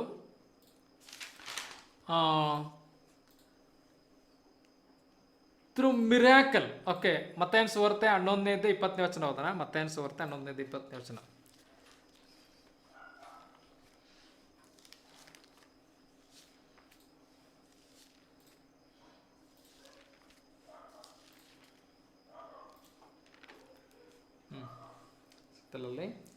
ಆಗ ಆತನು ತನ್ನ ಮಹತ್ಕಾರ್ಯಗಳು ಬಹಳವಾಗಿ ನಡೆದ ಊರುಗಳು ದೇವರ ಕಡೆಗೆ ತಿರುಗಲಿಲ್ಲವೆಂದು ಅವುಗಳನ್ನು ಗದರಿಸತೊಡಗಿದನು.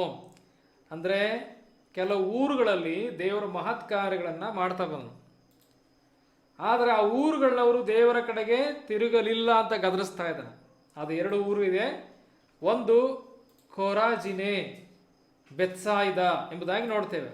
ಹೇಗಂದರೆ, ಅಯ್ಯೋ ಕೊರಾಜಿನೆ, ಅಯ್ಯೋ ಬೆತ್ಸಾಯಿದವೇ, ನಿಮ್ಮಲ್ಲಿ ನಡೆದ ಮಹತ್ಕಾರ್ಯಗಳು ತೂರ್ ಮತ್ತು ಸೀದೋನ್ ಪಟ್ಟಣಗಳಲ್ಲಿ ನಡೆದಿದ್ದರೆ ಅಲ್ಲಿಯವರು ಆಗಲೇ ಗೋಣಿತಟ್ಟು ಹೊದ್ದುಕೊಂಡು ಬೂದಿಯಲ್ಲಿ ಕೂತುಕೊಂಡು ದೇವರ ಕಡೆಗೆ ತಿರುಗಿಕೊಳ್ಳುತ್ತಿದ್ದರು. ಗಮನಿಸಿ, ಅಂದರೆ ಕರ್ತನು ಈ ಲೋಕದಲ್ಲಿ ನಾನಾ ವಿಧವಾದಂಥ ಮಹತ್ ಕಾರ್ಯಗಳನ್ನು, ಅದ್ಭುತ ಕಾರ್ಯಗಳನ್ನ ಈ ಊರುಗಳಲ್ಲಿ ಮಾಡದಂಥ ಉದ್ದೇಶ ಏನಾಗಿದ್ರೆ ಇಲ್ಲಿ ಈ ಮಾತಿನಲ್ಲಿ, ಕರ್ತನ ಹೇಳುವಂಥ ಈ ಮಾತಿನಲ್ಲಿ ನಾವೇನು ಅರ್ಥ ಮಾಡಿಕೊಳ್ಳುತ್ತೇವೆ? ಈಗ ಕೊರಾಜಿನೆ ಮತ್ತು ಬೆತ್ಸಾಯಿದ ಈ 2 ಊರುಗಳ ಕುರಿತಾಗಿ ದೇವರಲ್ಲಿ ಹೇಳ್ತಾ ಇದ್ದಾನೆ. ನಿಮ್ಮಲ್ಲಿ ನಡೆದಂಥ ಮಹತ್ ಕಾರ್ಯಗಳು ಇನ್ನು ಬೇರೆ 2 ಪಟ್ಟಣದ ಎಷ್ಟು ಹೇಳ್ತದೆ, ಅದು ತೂರ್ ಮತ್ತು ಸೀದೋನ್ ಪಟ್ಟಣಗಳಲ್ಲಿ ನಡೆದಿದ್ದರೆ ಆಗಲೇ ಗೋಣಿತಟ್ಟು ಒದ್ದುಕೊಂಡು ಬೂದಿಯಲ್ಲಿ ಕೂತುಕೊಂಡು ದೇವರ ಕಡೆಗೆ ತಿರುಗಿಕೊಳ್ಳುತ್ತಿದ್ದರು ಎಂಬುದಾಗಿ ಹೇಳುವಾಗ ಆಗಿರೋ ಈ ಊರಿನಲ್ಲಿ ದೇವರ ಅದ್ಭುತ ಕಾರ್ಯಗಳನ್ನು ಅಥವಾ ಮಹತ್ ಕಾರ್ಯಗಳನ್ನು ಮಾಡೋಂಥ ಉದ್ದೇಶ ಏನು? ದೇವರ ಕಡೆಗೆ, ತನ್ನ ಕಡೆಗೆ ತಿರುಗಿಕೊಳ್ಳಿಕ್ಕೋಸ್ಕರ. ಆದರೆ ತಿರುಗಲಿಲ್ಲ ಅವರು. ಮತ್ತೆ ಮುಂದೆ 22ನೇ ವರ್ಷದಲ್ಲಿ, ಆದರೆ ನ್ಯಾಯ ವಿಚಾರಣೆ ದಿನದಲ್ಲಿ ನಿಮ್ಮ ಗತಿಗಿಂತಲೂ ತೂರ್ ಸೀದೋನ್ ಪಟ್ಟಣಗಳ ಗತಿಯು ಮೇಲಾಗಿರುವುದು ಎಂದು ನಿಮಗೆ ಹೇಳುತ್ತೇನೆ. ಎಲ್ಲಾ ಕಪೆರ್ನೌಮೇ, ನೀನು ಪರಲೋಕಕ್ಕೆ ಏರಿಸಲ್ಪಡುವೆಯಾ, ಪಾತಾಳಕ್ಕೆ ಇಳಿವಿ. ನಿನ್ನಲ್ಲಿ ನಡೆದ ಮಹತ್ಕಾರ್ಯಗಳು ಸೋದೋಮಿನಲ್ಲಿ ನಡೆದಿದ್ದರೆ ಅದು ಇಂದಿನವರೆಗೂ ಉಳಿಯುತ್ತಿತ್ತು. ಗಮನಿಸ್ತೀರಾ? ಸೋದೋಮ್ನಲ್ಲಿ ಏನಾದ್ರೂ ಈ ಮಹತ್ಕಾರ್ಯ ಆಗ್ಬಿಟ್ಟಿದ್ರೆ, ಈ ಒಂದು ನಾನು ಮಾಡಿದಂಥ ಮಹತ್ಕಾರ್ಯ ನಿಮ್ಮಲ್ಲಿ ಮಾಡಿದಂಥ ಮಹತ್ಕಾರ್ಯ ಆಗಿದ್ರೆ ಅವರೆಲ್ಲ ಆಗಲೇ ದೇವ್ರ ಕಡೆ ತಿರುಗಿಕೊಳ್ತಿರೋ ಅಂತ ಇಲ್ಲಿ ಕರ್ತನ ಹೇಳ್ತಾ ಇರೋಂಥದ್ದು.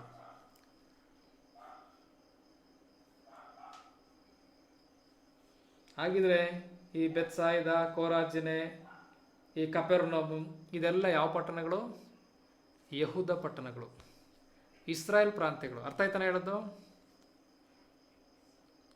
ಇನ್ನುಳಿದಂಥ ಸೀದೋನ್, ತೂರ್ ಮತ್ತೆ ಸೋದೋಮ್ ಇದೆಲ್ಲ ಯಾರ ಪಟ್ಟಣಗಳು? ಅನ್ಯರ ಪಟ್ಟಣಗಳು. ಅನ್ಯರ ಪಟ್ಟಣಗಳಲ್ಲಿ ನಡೆದಿದ್ರೆ ಅವ್ರು ತಿರುಗಿಕೊತಾ ಇದ್ರು. ಆದರೆ ನಿಮ್ಮಲ್ಲೇ ಅಲ್ವೇ, ಅಂದ್ರರ್ಥ ದೇವ ಜನರು ಎಂಬಿಸಿಕೊಂಡು ಹಳೆ ಒಡಂಬಡಿಕೆಯಲ್ಲಿದ್ದಂಥ ಇಸ್ರಾಯೇಲರ ಪಟ್ಟಣಗಳಲ್ಲಿ ಇಂಥ ಮಹತ್ ಕಾರ್ಯ ನಡೆಯುವಾಗ ಅವರು ದೇವರ ಕಡೆಗೆ ತಿರುಗಿಕೊಳ್ಳಲಿಲ್ಲ. ಪ್ರಿಯ ದೇವಜನರು, ಏನಿಲ್ಲ ಅರ್ಥ ಮಾಡಿಕೊಳ್ಳೋದು ನಾವು ಈಗಿನ ಸ್ಥಿತಿಯಲ್ಲಿ. ಇವತ್ತು ಅನೇಕ ಕ್ರೈಸ್ತರ ಮಧ್ಯದಲ್ಲಿ ದೇವರ ಕಾರ್ಯ ಎಷ್ಟೇ ನಡೆದರೂ ಸಹ ಸರಿಯಾದ ಮಾನಸಾಂತರ ಅವ್ರಿಗೆ ಉಂಟಾಗ್ತಿಲ್ಲ ಕ್ರೈಸ್ತರಲ್ಲಿ.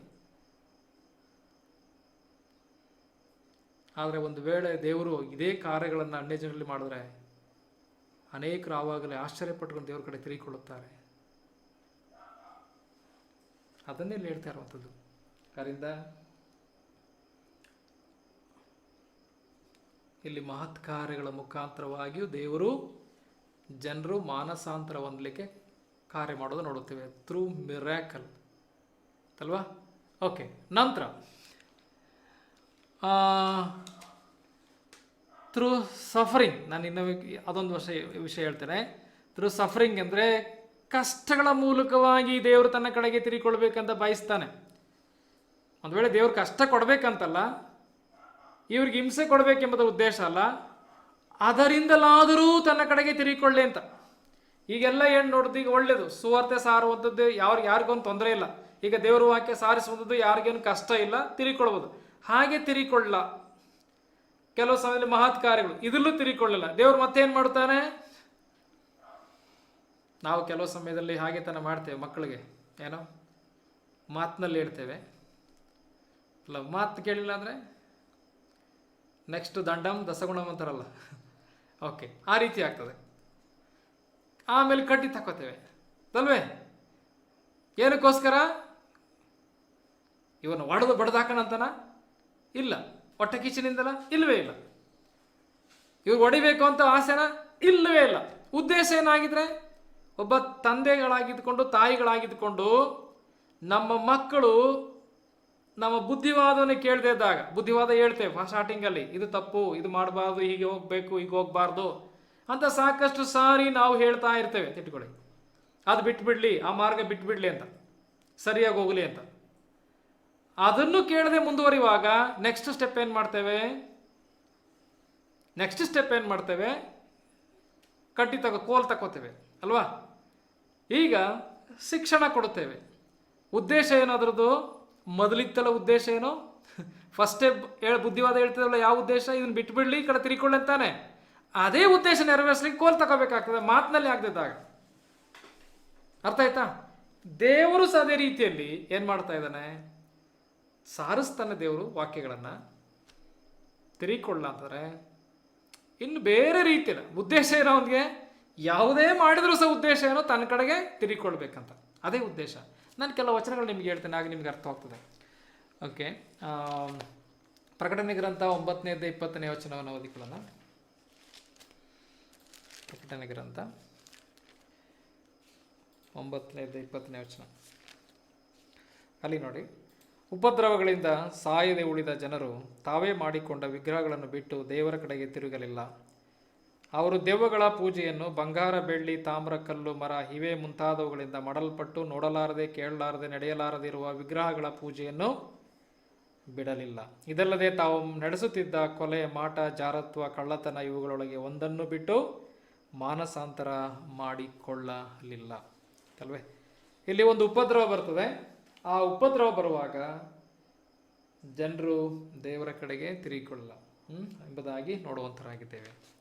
ಈ 9ನೇದಲ್ಲಿ ಒಂದು ದೊಡ್ಡ ಉಪದ್ರವ ಬರ್ತದೆ ಇಲ್ಲಿ ಜನರಿಗೆ. ಉದ್ದೇಶ ಏನು? ಈ ವಾಕ್ಯದಲ್ಲ ನೋಡುವಾಗ ಏನು ಉದ್ದೇಶ? ಇಲ್ಲಿ ದೇವರ ಕಡೆಗೆ ತಿರುಗಿಕೊಳ್ಬೇಕಂತ. ಆದರೆ ಆಗಲೂ ತಿರುಗಿಕೊಳ್ಳಿಲ್ಲ ಎಂಬುದಾಗಿ ನೋಡುತ್ತೇವೆ. ಮಾನಸಾಂತರ ಮಾಡಿಕೊಳ್ಳಿಲ್ಲ ಎಂಬುದಾಗಿ ನೋಡುತ್ತೇವೆ. 16ನೇ 9ನೇ ವಚನ. 16ನೇ 9ನೇ ವಚನ. ಅಲ್ಲಿ ಸಹ ನೋಡಿ, ಮನುಷ್ಯರು ಬಲವಾದ ಕಾವಿನಿಂದ ಕುಂದಿ ಹೋದರು. ಅವರು ದೇವರನ್ನು ಘನಪಡಿಸುವ ಹಾಗೆ ಮಾನಸಾಂತರ ಮಾಡಿಕೊಳ್ಳದೆ ಈ ಉಪದ್ರವಗಳ ಮೇಲೆ ಅಧಿಕಾರವುಳ್ಳ ದೇವರ ನಾಮವನ್ನು ದೂಷಿಸಿದರು.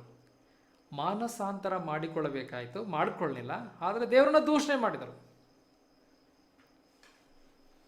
ಉದ್ದೇಶ ಏನು? ದೇವರು ಹೀಗೆ ಈ ಬಲವಾದ ಕಾವಿನಿಂದ ಕುಂದಿಸ್ಲಿಕ್ಕೆ ಕಾರಣ ಏನು?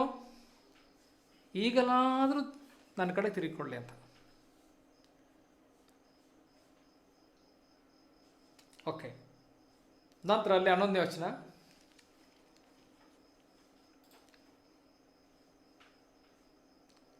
ಮಾನಸಾಂತರ ಮಾಡಿಕೊಳ್ಳದೆ ತಮ್ಮ ಕಷ್ಟಗಳ ದೆಸೆಯಿಂದಲೂ ಹುಣ್ಣುಗಳ ದೆಸೆಯಿಂದಲೂ ಪರಲೋಕ ದೇವರನ್ನು ದೂಷಿಸಿದರು ಎಂಬುದಾಗಿ ನೋಡುವಂತರಾಗಿದ್ದೇವೆ.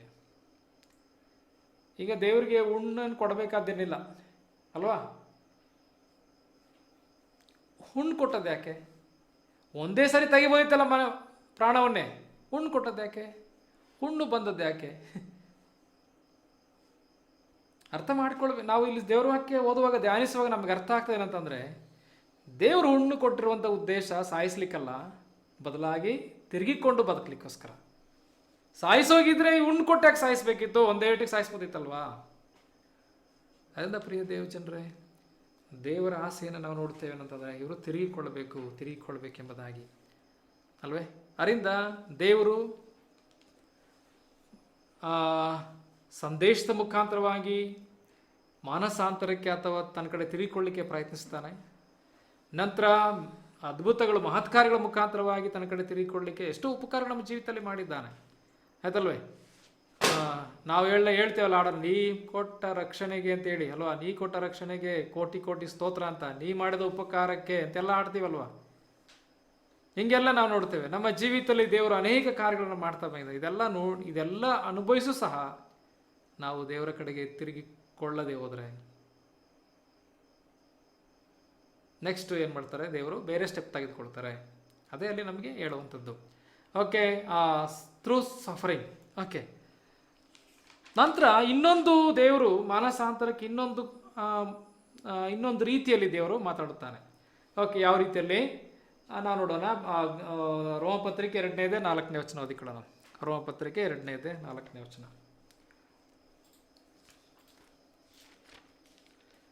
ಅಲ್ಲಿ ನೋಡಿ ಏನಂತ ಐತೆ, ಆತನ ಅಪಾರವಾದ ದಯೆ ಸಹನ ದೀರ್ಘಶಾಂತಿಗಳನ್ನು ಅಸಡ್ಡೆ ಮಾಡುತ್ತೀಯ. ಮನಸ್ಸನ್ನು ಬೇರೆ ಮಾಡಿಕೊಳ್ಳುವುದಕ್ಕೆ ದೇವರ ಉಪಕಾರ ನಿನ್ನನ್ನು ಪ್ರೇರಿಸುತ್ತದೆಂದು ನಿನಗೆ ಗೊತ್ತಿಲ್ಲವೇ?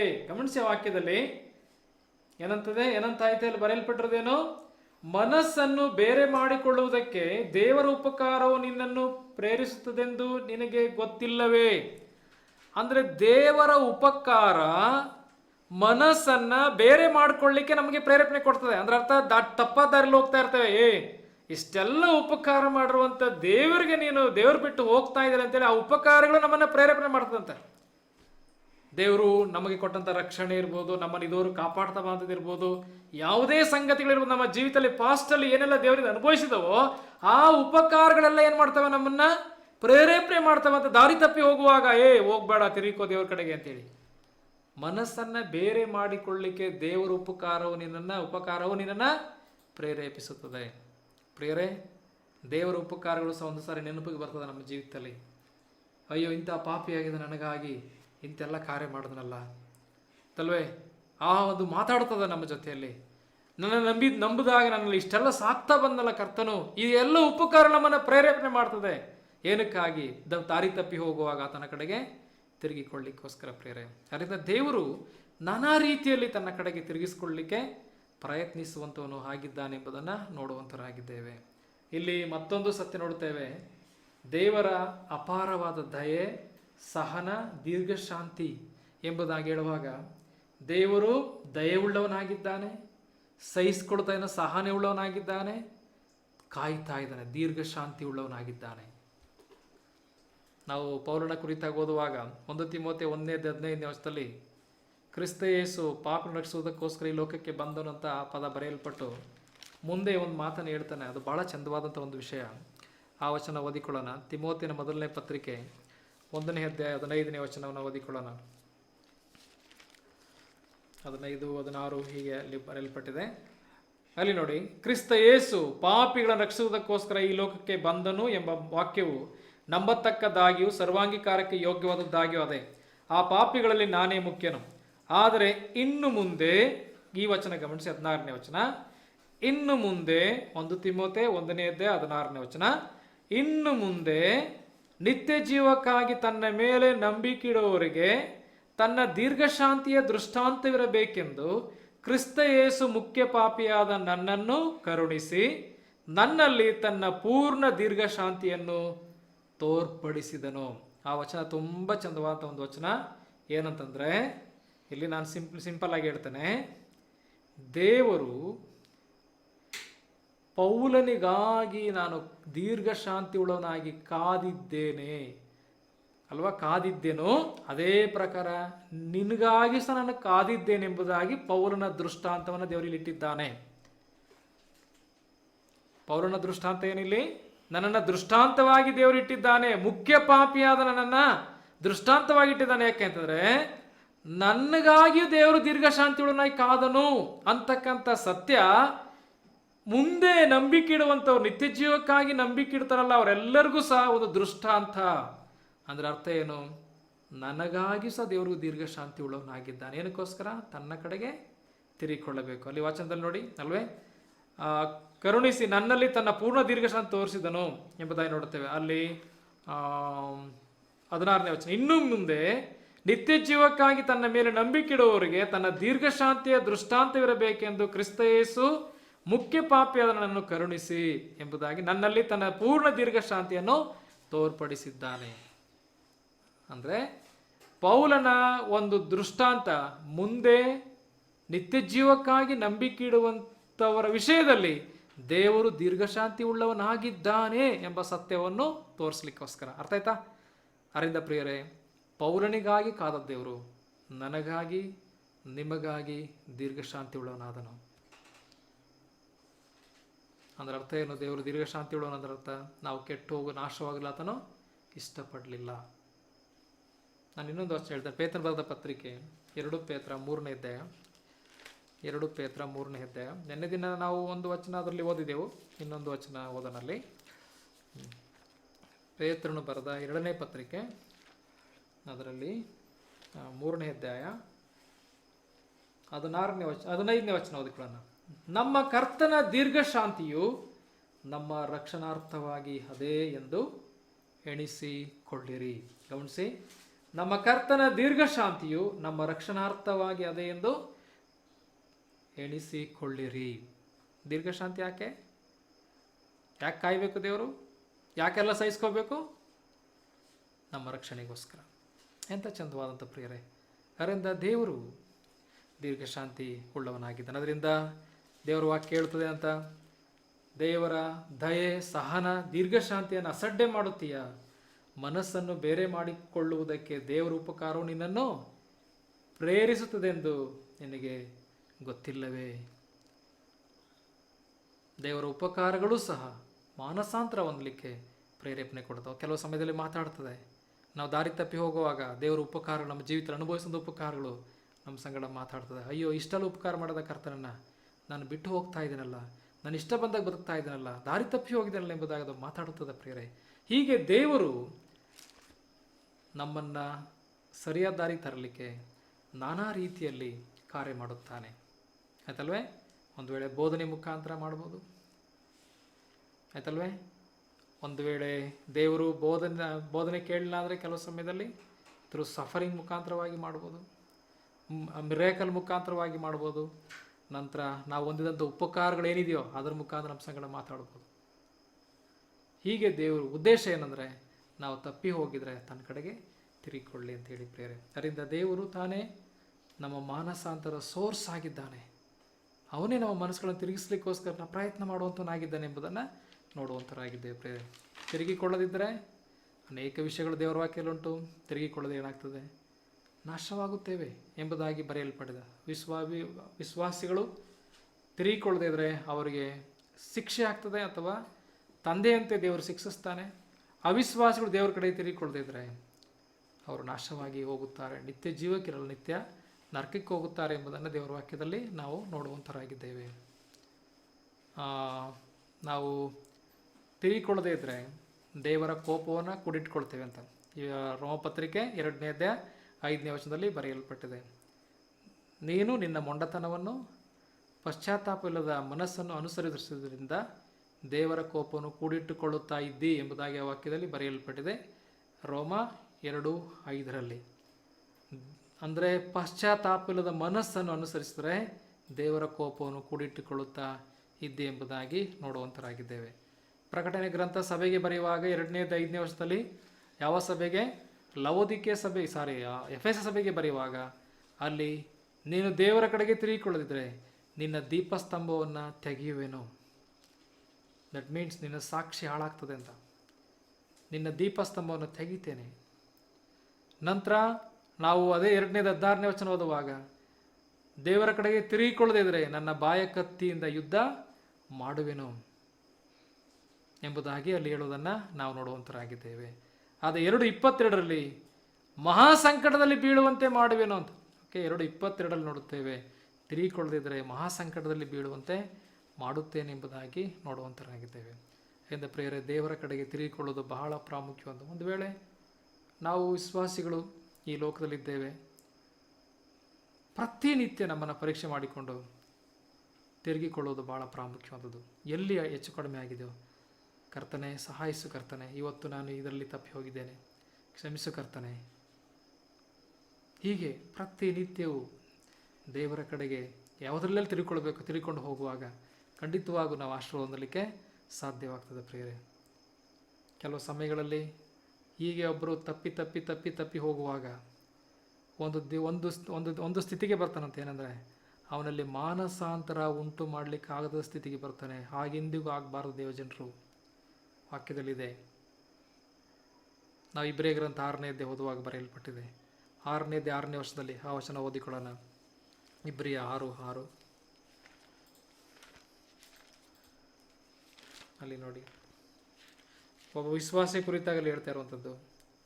4ರಿಂದ 10 ಬರೋಣ. ಒಂದು ಸಾರಿ ಜ್ಞಾನ ಪ್ರಕಾಶದಲ್ಲಿ ಸೇರಿ ಪರಲೋಕದಿಂದಾದ ದಾನದ ಅನುಭವವನ್ನು ಹೊಂದಿ ಪವಿತ್ರಾತ್ಮವರದಲ್ಲಿ ಪಾಲುಗಾರರಾಗಿ ದೇವರ ವಾಕ್ಯದ ಶ್ರೇಷ್ಠತೆಯನ್ನು, ಮುಂದನ ಯುಗದ ಮಹತ್ವವನ್ನು ಅನುಭವಿಸಿದವರು ಭ್ರಷ್ಟರಾದರೆ ಅವರಲ್ಲಿ ಮಾನಸಾಂತರ ಹುಟ್ಟಿಸುವುದು ಅಸಾಧ್ಯ. ಯಾಕೆಂದರೆ ಅವರು ತಮ್ಮ ಪಾಲಿಗೆ ದೇವರ ಮಗನನ್ನು ಪುನಃ ಶಿಲುಬೆಗೆ ಹಾಕುವವರು, ಆತನನ್ನು ಎಲ್ಲರ ಮುಂದೆ ಅವಮಾನಪಡಿಸುವವರು ಆಗಿದ್ದಾರೆ. ಗಮನಿಸ್ತಾ? ಏನಂತಂದರೆ ಇವರು ದಾರಿ ತಪ್ಪಿ ಹೋಗಿ ಎಲ್ಲ ಅನುಭವಿಸ್ತಾರೆ, ಇಲ್ಲಿ ನಂತರ ತಪ್ಪಿ ಹೋದರು ಅಂತ ಇಟ್ಕೊಳ್ಳಿ. ಅಲ್ಲ, ಅವರಲ್ಲಿ ಮಾನಸಾಂತರ ಹುಟ್ಟಿಸುವಂಥದ್ದು ಅಸಾಧ್ಯ ಎಂಬುದಾಗಿ ಹೇಳೋದನ್ನು ನೋಡುವಂಥರಾಗಿದ್ದೇವೆ. ಇಂಥ ಕಠಿಣ ಸ್ಥಿತಿಗೆ ಯಾರು ವಿಶ್ವಾಸಿಗಳು ಬರಬಾರದು ಪ್ರಿಯರೇ. ಒಂದೇ ದಿನಕ್ಕಾಗಲ್ಲ, ಇದು ಗ್ರ್ಯಾಜುವಲಿ ನಡೀತದೆ. ಇಂಜರಿ ಹೊಂದದ್ದು ಒಂದೇ ದಿನಕ್ಕೆ ಆಗೋದಿಲ್ಲ. ಒಂದೊಂದಾಗಿ ಸ್ಟೆಪ್ ಬೈ ಸ್ಟೆಪ್ ಇಳಿದು ಪಾತಾಳ ಕೊಟ್ಟೋಗಿರ್ತೇವೆ. ಅಂದ್ರೆ ಅರ್ಥ ಕೆಳಗಡೆ ಹೊಟ್ಟೋಗಿರ್ತೇವೆ ಅಂತ. ಲೋಟನೇ ಒಂದೇ ದಿನದಲ್ಲಿ ಲೋಟನ ಇಂಜರ್ದು ಹೋಗಲಿಲ್ಲ, ಗ್ರ್ಯಾಜುವಲಿ. ಮೊದಲನೇದಾಗಿ ಅವನು ಲೋಕ ನೋಡಿದನು, ನೀರಾವರಿ ಪ್ರದೇಶ, ಒಂದು ಸ್ಟೆಪ್ ನಡೀತು ಅಲ್ಲಿ. ಎರಡನೇ ಸ್ಟೆಪ್ ಏನಾಯಿತು, ಸೋದೋಮ್ ಗೋಮೋರ ಪಟ್ಟಣ ಕೊಟ್ಟದನು. ನಂತರ ಉದ್ದಕ್ಕೂ ನೋಡಿ ಏನಾಯ್ತು ಅಂತೇಳಿ ಅವನ ಜೀವನದಲ್ಲಿ ಕಂಪ್ಲೀಟ್ ಅವಿಶ್ವಾಸಿಗಿಂತಲೂ ಅಯೋಗ್ಯವಾಗಿ ಬದುಕಲಿಕ್ಕಾಯ್ತು. ಯಾಕೆ? ಒಂದೇ ದಿನದಲ್ಲಿ ಆಗಲ್ಲ, ದಿನಾಲು ಸ್ವಸ್ವಲ್ಪವಾಗಿ ಇಂಜರ್ದು ಹೋದ್ಮೇಲೆ ಏನಾಗ್ತದೆ, ಮನಸ್ಸು ಕಠಿಣ ಆಗ್ತದೆ. ಅವ್ರಿಗೆ ಎಷ್ಟೇ ದೇವ್ರ ವಾಕ್ಯ ಕೇಳಿದ್ರು ತಿರುಗಲ್ಲ. ಇವತ್ತು ಅಂಥವ್ರು ಕೆಲವರು ನಾವು ಸಾಕಷ್ಟು ನೋಡ್ಬಿಟ್ಟಿದ್ದೇವೆ. ಅವ್ರಿಗೆ ಎಷ್ಟು ಹೇಳಿದ್ರು ಒಳಗಡೆ ಹೋಗಲ್ಲ. ದೀಕ್ಷಾ ಸ್ನಾನ ಆಗಿತ್ತೆ, ಅನೇಕ ವರ್ಷಗಳು ರೊಟ್ಟಿನೂ ಮುರಿದಿದ್ದಾರೆ, ಪ್ರೀಚಿಂಗ್ನು ಮಾಡಿರ್ತಾರೆ, ಬೈಬಲ್ ಆರಾಧನೆಯಲ್ಲಿ ಕೂಟದಲ್ಲಿ ವಾಕ್ಯನೂ ಶೇರ್ ಮಾಡ್ಕೊಂಡಿರ್ತಾರೆ, ಎಲ್ಲದರಲ್ಲೂ ಮುಂದಾಗಿರ್ತಾರೆ. ಆದರೆ ಈಗ ಅವರಲ್ಲಿ ಮಾನಸಾಂತರ ಹುಟ್ಟಿಸೋದು ಕಷ್ಟ ಆಗಿದೆ. ಎಷ್ಟು ಹೇಳಿದ್ರು ಇರ್ತಾ ಇಲ್ಲ. ಯಾಕೆಂದರೆ ಅವರು ಕಠಿಣ ಆಗಿಬಿಟ್ಟಿದ್ದಾರೆ. ಪ್ರಿಯ ದೇವಜನರೇ, ನಾವೆಂದಿಗೂ ಹಂಗೆ ಆಗಬಾರ್ದು. ಅಂಥ ಸ್ಥಿತಿಗೆ ಎಂದಿಗೂ ಹೋಗಬಾರ್ದು. ಹೆಂಗೆ ಕಾಪಾಡ್ಕೋಬೇಕು ಅಂದರೆ, ಒಂದು ಸಣ್ಣದು ತಪ್ಪಾಗುವಾಗ ನಾವು ಮನಸ್ಸಾಕ್ಷಿ ಚುಚ್ಚುವಂತ ಇರಬೇಕು. ಇದು ಯಾವಾಗಲೂ ನಮಗೆ ಕೊಡ್ತಾ ಇರಬೇಕು ಸಾಕ್ಷಿಯನ್ನು, ತಪ್ಪು ಸರಿಯಲ್ಲ ಇದು ಅಂತ ರೆಡ್ ಬಾಟ ತೋರಿಸ್ಬೇಕು ನಮಗೆ ಯಾವಾಗಲೂ. ಆ ರೀತಿ ಮನಸ್ಸಾಕ್ಷಿಯನ್ನು ಕಾಪಾಡಿಕೊಳ್ಳಬೇಕು.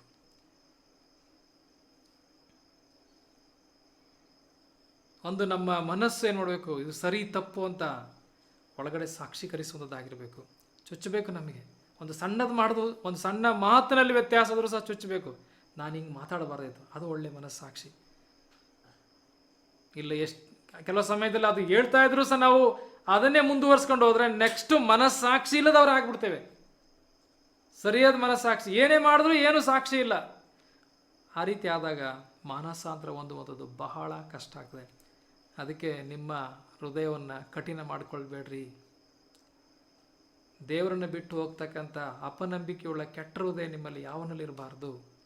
ಕಠಿಣ ಮಾಡ್ಕೊಳ್ಬೇಡ್ರಿ ಎಂಬುದಾಗಿ ಬರೆಯಲ್ಪಟ್ಟಿರೋದನ್ನು ನೋಡುವಂಥರಾಗಿದ್ದೇವೆ. ಅದರಿಂದ ಪ್ರಿಯರೇ, ದೇವರ ಕಡೆಗೆ ತಿರುಗಿಕೊಳ್ಳೋದು ಮುಖ್ಯವಾದದ್ದು. ದೇವರು ತಿರುಗಿಕೊಳ್ಳಲಿಕ್ಕೆ ಸಮಯವನ್ನು ಕೊಡ್ತಾನೆ. ನಾನು ಹೇಳೋದ್ನಲ್ಲಿ ನಿನ್ನೆ ದಿವಸ ಆಕೆಗೆ ದೇವರ ಕಡೆ ತಿರುಗಿಕೊಳ್ಳಿಕ್ಕೆ ಸಮಯವನ್ನು ಕೊಟ್ಟೆನು. ದೇವರು ಸಮಯವನ್ನು ಕೊಡುವಂಥ ದೇವರಾಗಿದ್ದಾನೆ. ಒಂದು ಉದಾಹರಣೆಯನ್ನು ಹೇಳಿ ನಾನು ಮುಗಿಸ್ತೇನೆ. ಯೋಬನ ಉದಾಹರಣೆ. ಯೋಬನ ಯಾರು? ನಾನು ವಿಶ್ವಾಸಿಗಳಿಗೆ ಹೇಳುವಂಥದ್ದು. ಯೋಬನ ಯಾರು? ಯೋಬನು ದೇವರಲ್ಲಿ ಭಯಭಕ್ತಿ ಉಳ್ಳವನು. ಯೋಬನು ಯಥಾರ್ಥನು. ಯೋಬನು ಕೆಟ್ಟದ್ದನ್ನು ನಿರಾಕರಿಸುವಂಥ ವ್ಯಕ್ತಿ. ನಾವು ನೋಡುತ್ತೇವೆ ಅವನ ಗುಣವನ್ನು ದೇವರು ತಾನೇ ಹೇಳಿದ್ದಾರೆ, ಆಯ್ತಲ್ವೇ? ಆದರೆ ಯೋಬನು ದೇವರ ಸಂಗಡ ವಾದ ಮಾಡುವಾಗ ಅವನು ತಿಳಿಯದೆ ಮಾತಾಡಿದನಾಗಿ. ಅಂದರೆ ಈ ಕಷ್ಟದಲ್ಲಿ ದೇವರ ಸಂಗಡ ಮಾತಾಡ್ತಾನೆ, ಪ್ರಶ್ನೆಗಳನ್ನ ಮಾಡ್ತಾನೆ, ವಾದ ಮಾಡುತ್ತಾನೆ. ಆದರೆ ತಿಳಿಯದೆ ಮಾತಾಡಿದನು. ದೇವರು ಅವನ ಸಂಗಡ ಮಾತಾಡಿದನು. ನೀನು ನಡುಕಟ್ಕೊಂಡು ನಾನು ಕೇಳುವಂಥ ಪ್ರಶ್ನೆಗೆ ಉತ್ತರ ಹೇಳು ಎಂಬುದಾಗಿ ದೇವರು ಹೇಳಿದನು.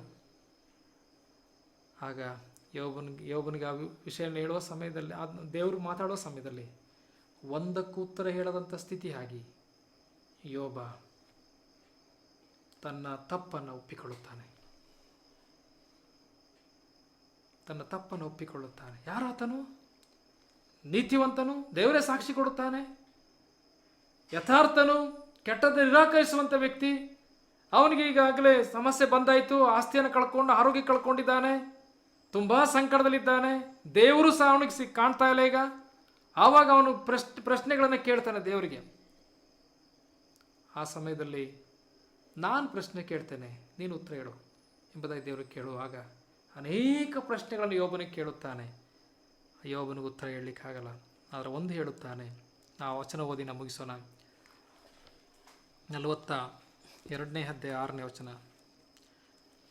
ಯೋಬನ ಗ್ರಂಥ 42:6. ಅಲ್ಲಿ ನೋಡಿ,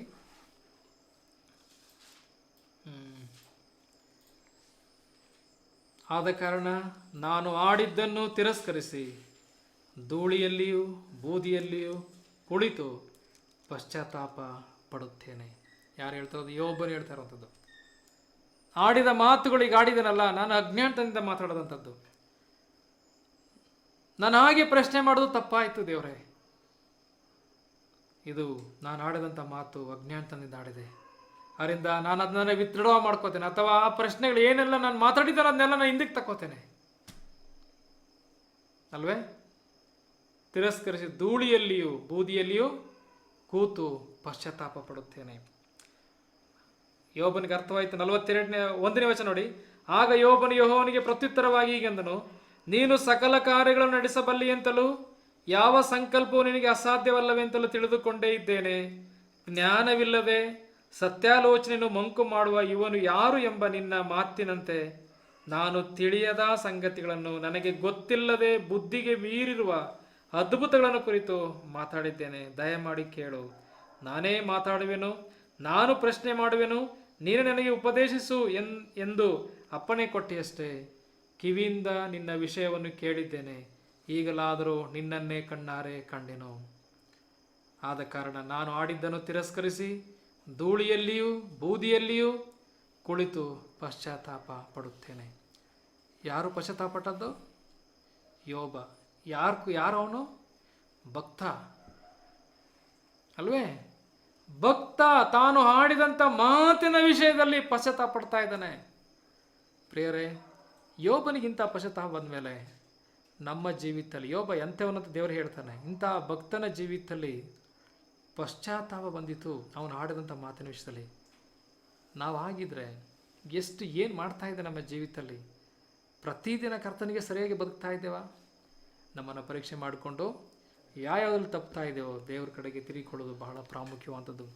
ಯೋಬನಿಗೆ ಪಶ್ಚಾತ್ತಾಪ ಪಡುವಂಥ ಒಂದು ಸ್ಥಿತಿ ಉಂಟಾದ ಮೇಲೆ ನನಗೂ ನಿಮಗೂ ಉಂಟಾಗ್ತದೆ. ದೇವ್ರ ಕಡೆ ತಿರುಗಿಕೊಳ್ಳೋಣ ಪ್ರಿಯರೇ. ಕರ್ತನ ವಾಕ್ಯದ ಮುಖಾಂತರ ಮಹಿಮದಲ್ಲಿ ದೇವರ ಕಡೆಗೆ ತಿರುಗಿಕೊಳ್ಳುವಂಥದ್ದು ಬಹಳ ಬಹಳ ಪ್ರಾಮುಖ್ಯವಾದಂಥದ್ದು. ತಿರುಗಿಕೊಳ್ಬೇಕಂತ ದೇವರ ಆಜ್ಞೆ ಇದು. ಅದಕ್ಕಾಗಿ ದೇವರೆಲ್ಲ ಕಡೆ ಈ ಸಂದೇಶವನ್ನು ಸಾರಿಸ್ತಾ ಇದ್ದಾನೆ. ಅದರಲ್ಲಿ ಆಶೀರ್ವಾದವಿದೆ, ಪರಲೋಕ ಸಂತೋಷ ಪಡುತ್ತದೆ. ಆ ಮಾನಸಾಂತರದಲ್ಲಿ ಒಂದು ಫಲಗಳಿದೆ. ದೇವರು ತಾನೇ ಮಾನಸಾಂತರದ ಒಂದು ಮೂಲವಾಗಿದ್ದಾನೆ. ನಾನಾ ರೀತಿಯಲ್ಲಿ ಮಾನಸಾಂತರಕ್ಕೆ ಪ್ರಯತ್ನಿಸುವಂತವನಾಗಿದ್ದಾನೆ. ಮಾನಸಾಂತರ ಬಂದರೆ ನಾಶವಾಗುತ್ತಾರೆ, ದೇವರ ಕೋಪ ಕೂಡಿಟ್ಟುಕೊಳ್ಳುತ್ತಾರೆ. ಮಾನಸಾಂತರ ಒಂದೇದರೆ ದೇವರಿಂದ ಅಗಲಿ ಹೋಗುತ್ತಾರೆ, ದೇವರ ಶಿಕ್ಷೆಗೆ ಗುರಿ ಆಗುತ್ತಾರೆ. ಅದರಿಂದ ದೇವಜನರಾಗಲಿ ಅನ್ಯ ಜನರಾಗಲಿ ತಮ್ಮ ತಪ್ಪುಗಳಿಂದ ದೇವರ ಕಡೆ ತಿರುಗಿಕೊಳ್ಳುವಂಥದ್ದು ಬಹಳ ಮುಖ್ಯವಾದದ್ದು ಎಂಬುದನ್ನು ನೋಡುವಂಥದ್ದು. ದೇವರು ಸಮಯವನ್ನು ಕೊಡುತ್ತಲೇ ಬರುತ್ತಾನೆ. ವಿಶ್ವಾಸಗಳು ಕೊಡ್ತಾ ಇದ್ದಾನೆ, ವಿಶ್ವಾಸಗಳು ಕೊಡ್ತಾ ಇದ್ದಾನೆ. ತಿರುಗಿಕೊಳ್ಳುವಾಗ ದೇವರು ಸೇರಿಸಿಕೊಳ್ಳುತ್ತಾನೆ ಪ್ರಿಯರೇ, ಪುನಃಸ್ಥಾಪನೆ ಮಾಡುತ್ತಾನೆ. ಆ ರೀತಿ ಇರುವಂತೆ ಕರ್ತನೆ ನಡೆಸಲಿ. ದೇವರ ವಾಕ್ಯದ ಮುಖಾಂತರ ಮಹಿಮೆಯಲ್ಲಿ ಪ್ರಾರ್ಥನೆ ಮಾಡಿ ಕೂಟವನ್ನು ಮುಗಿಸುವಂತರಾಗಿರೋಣ.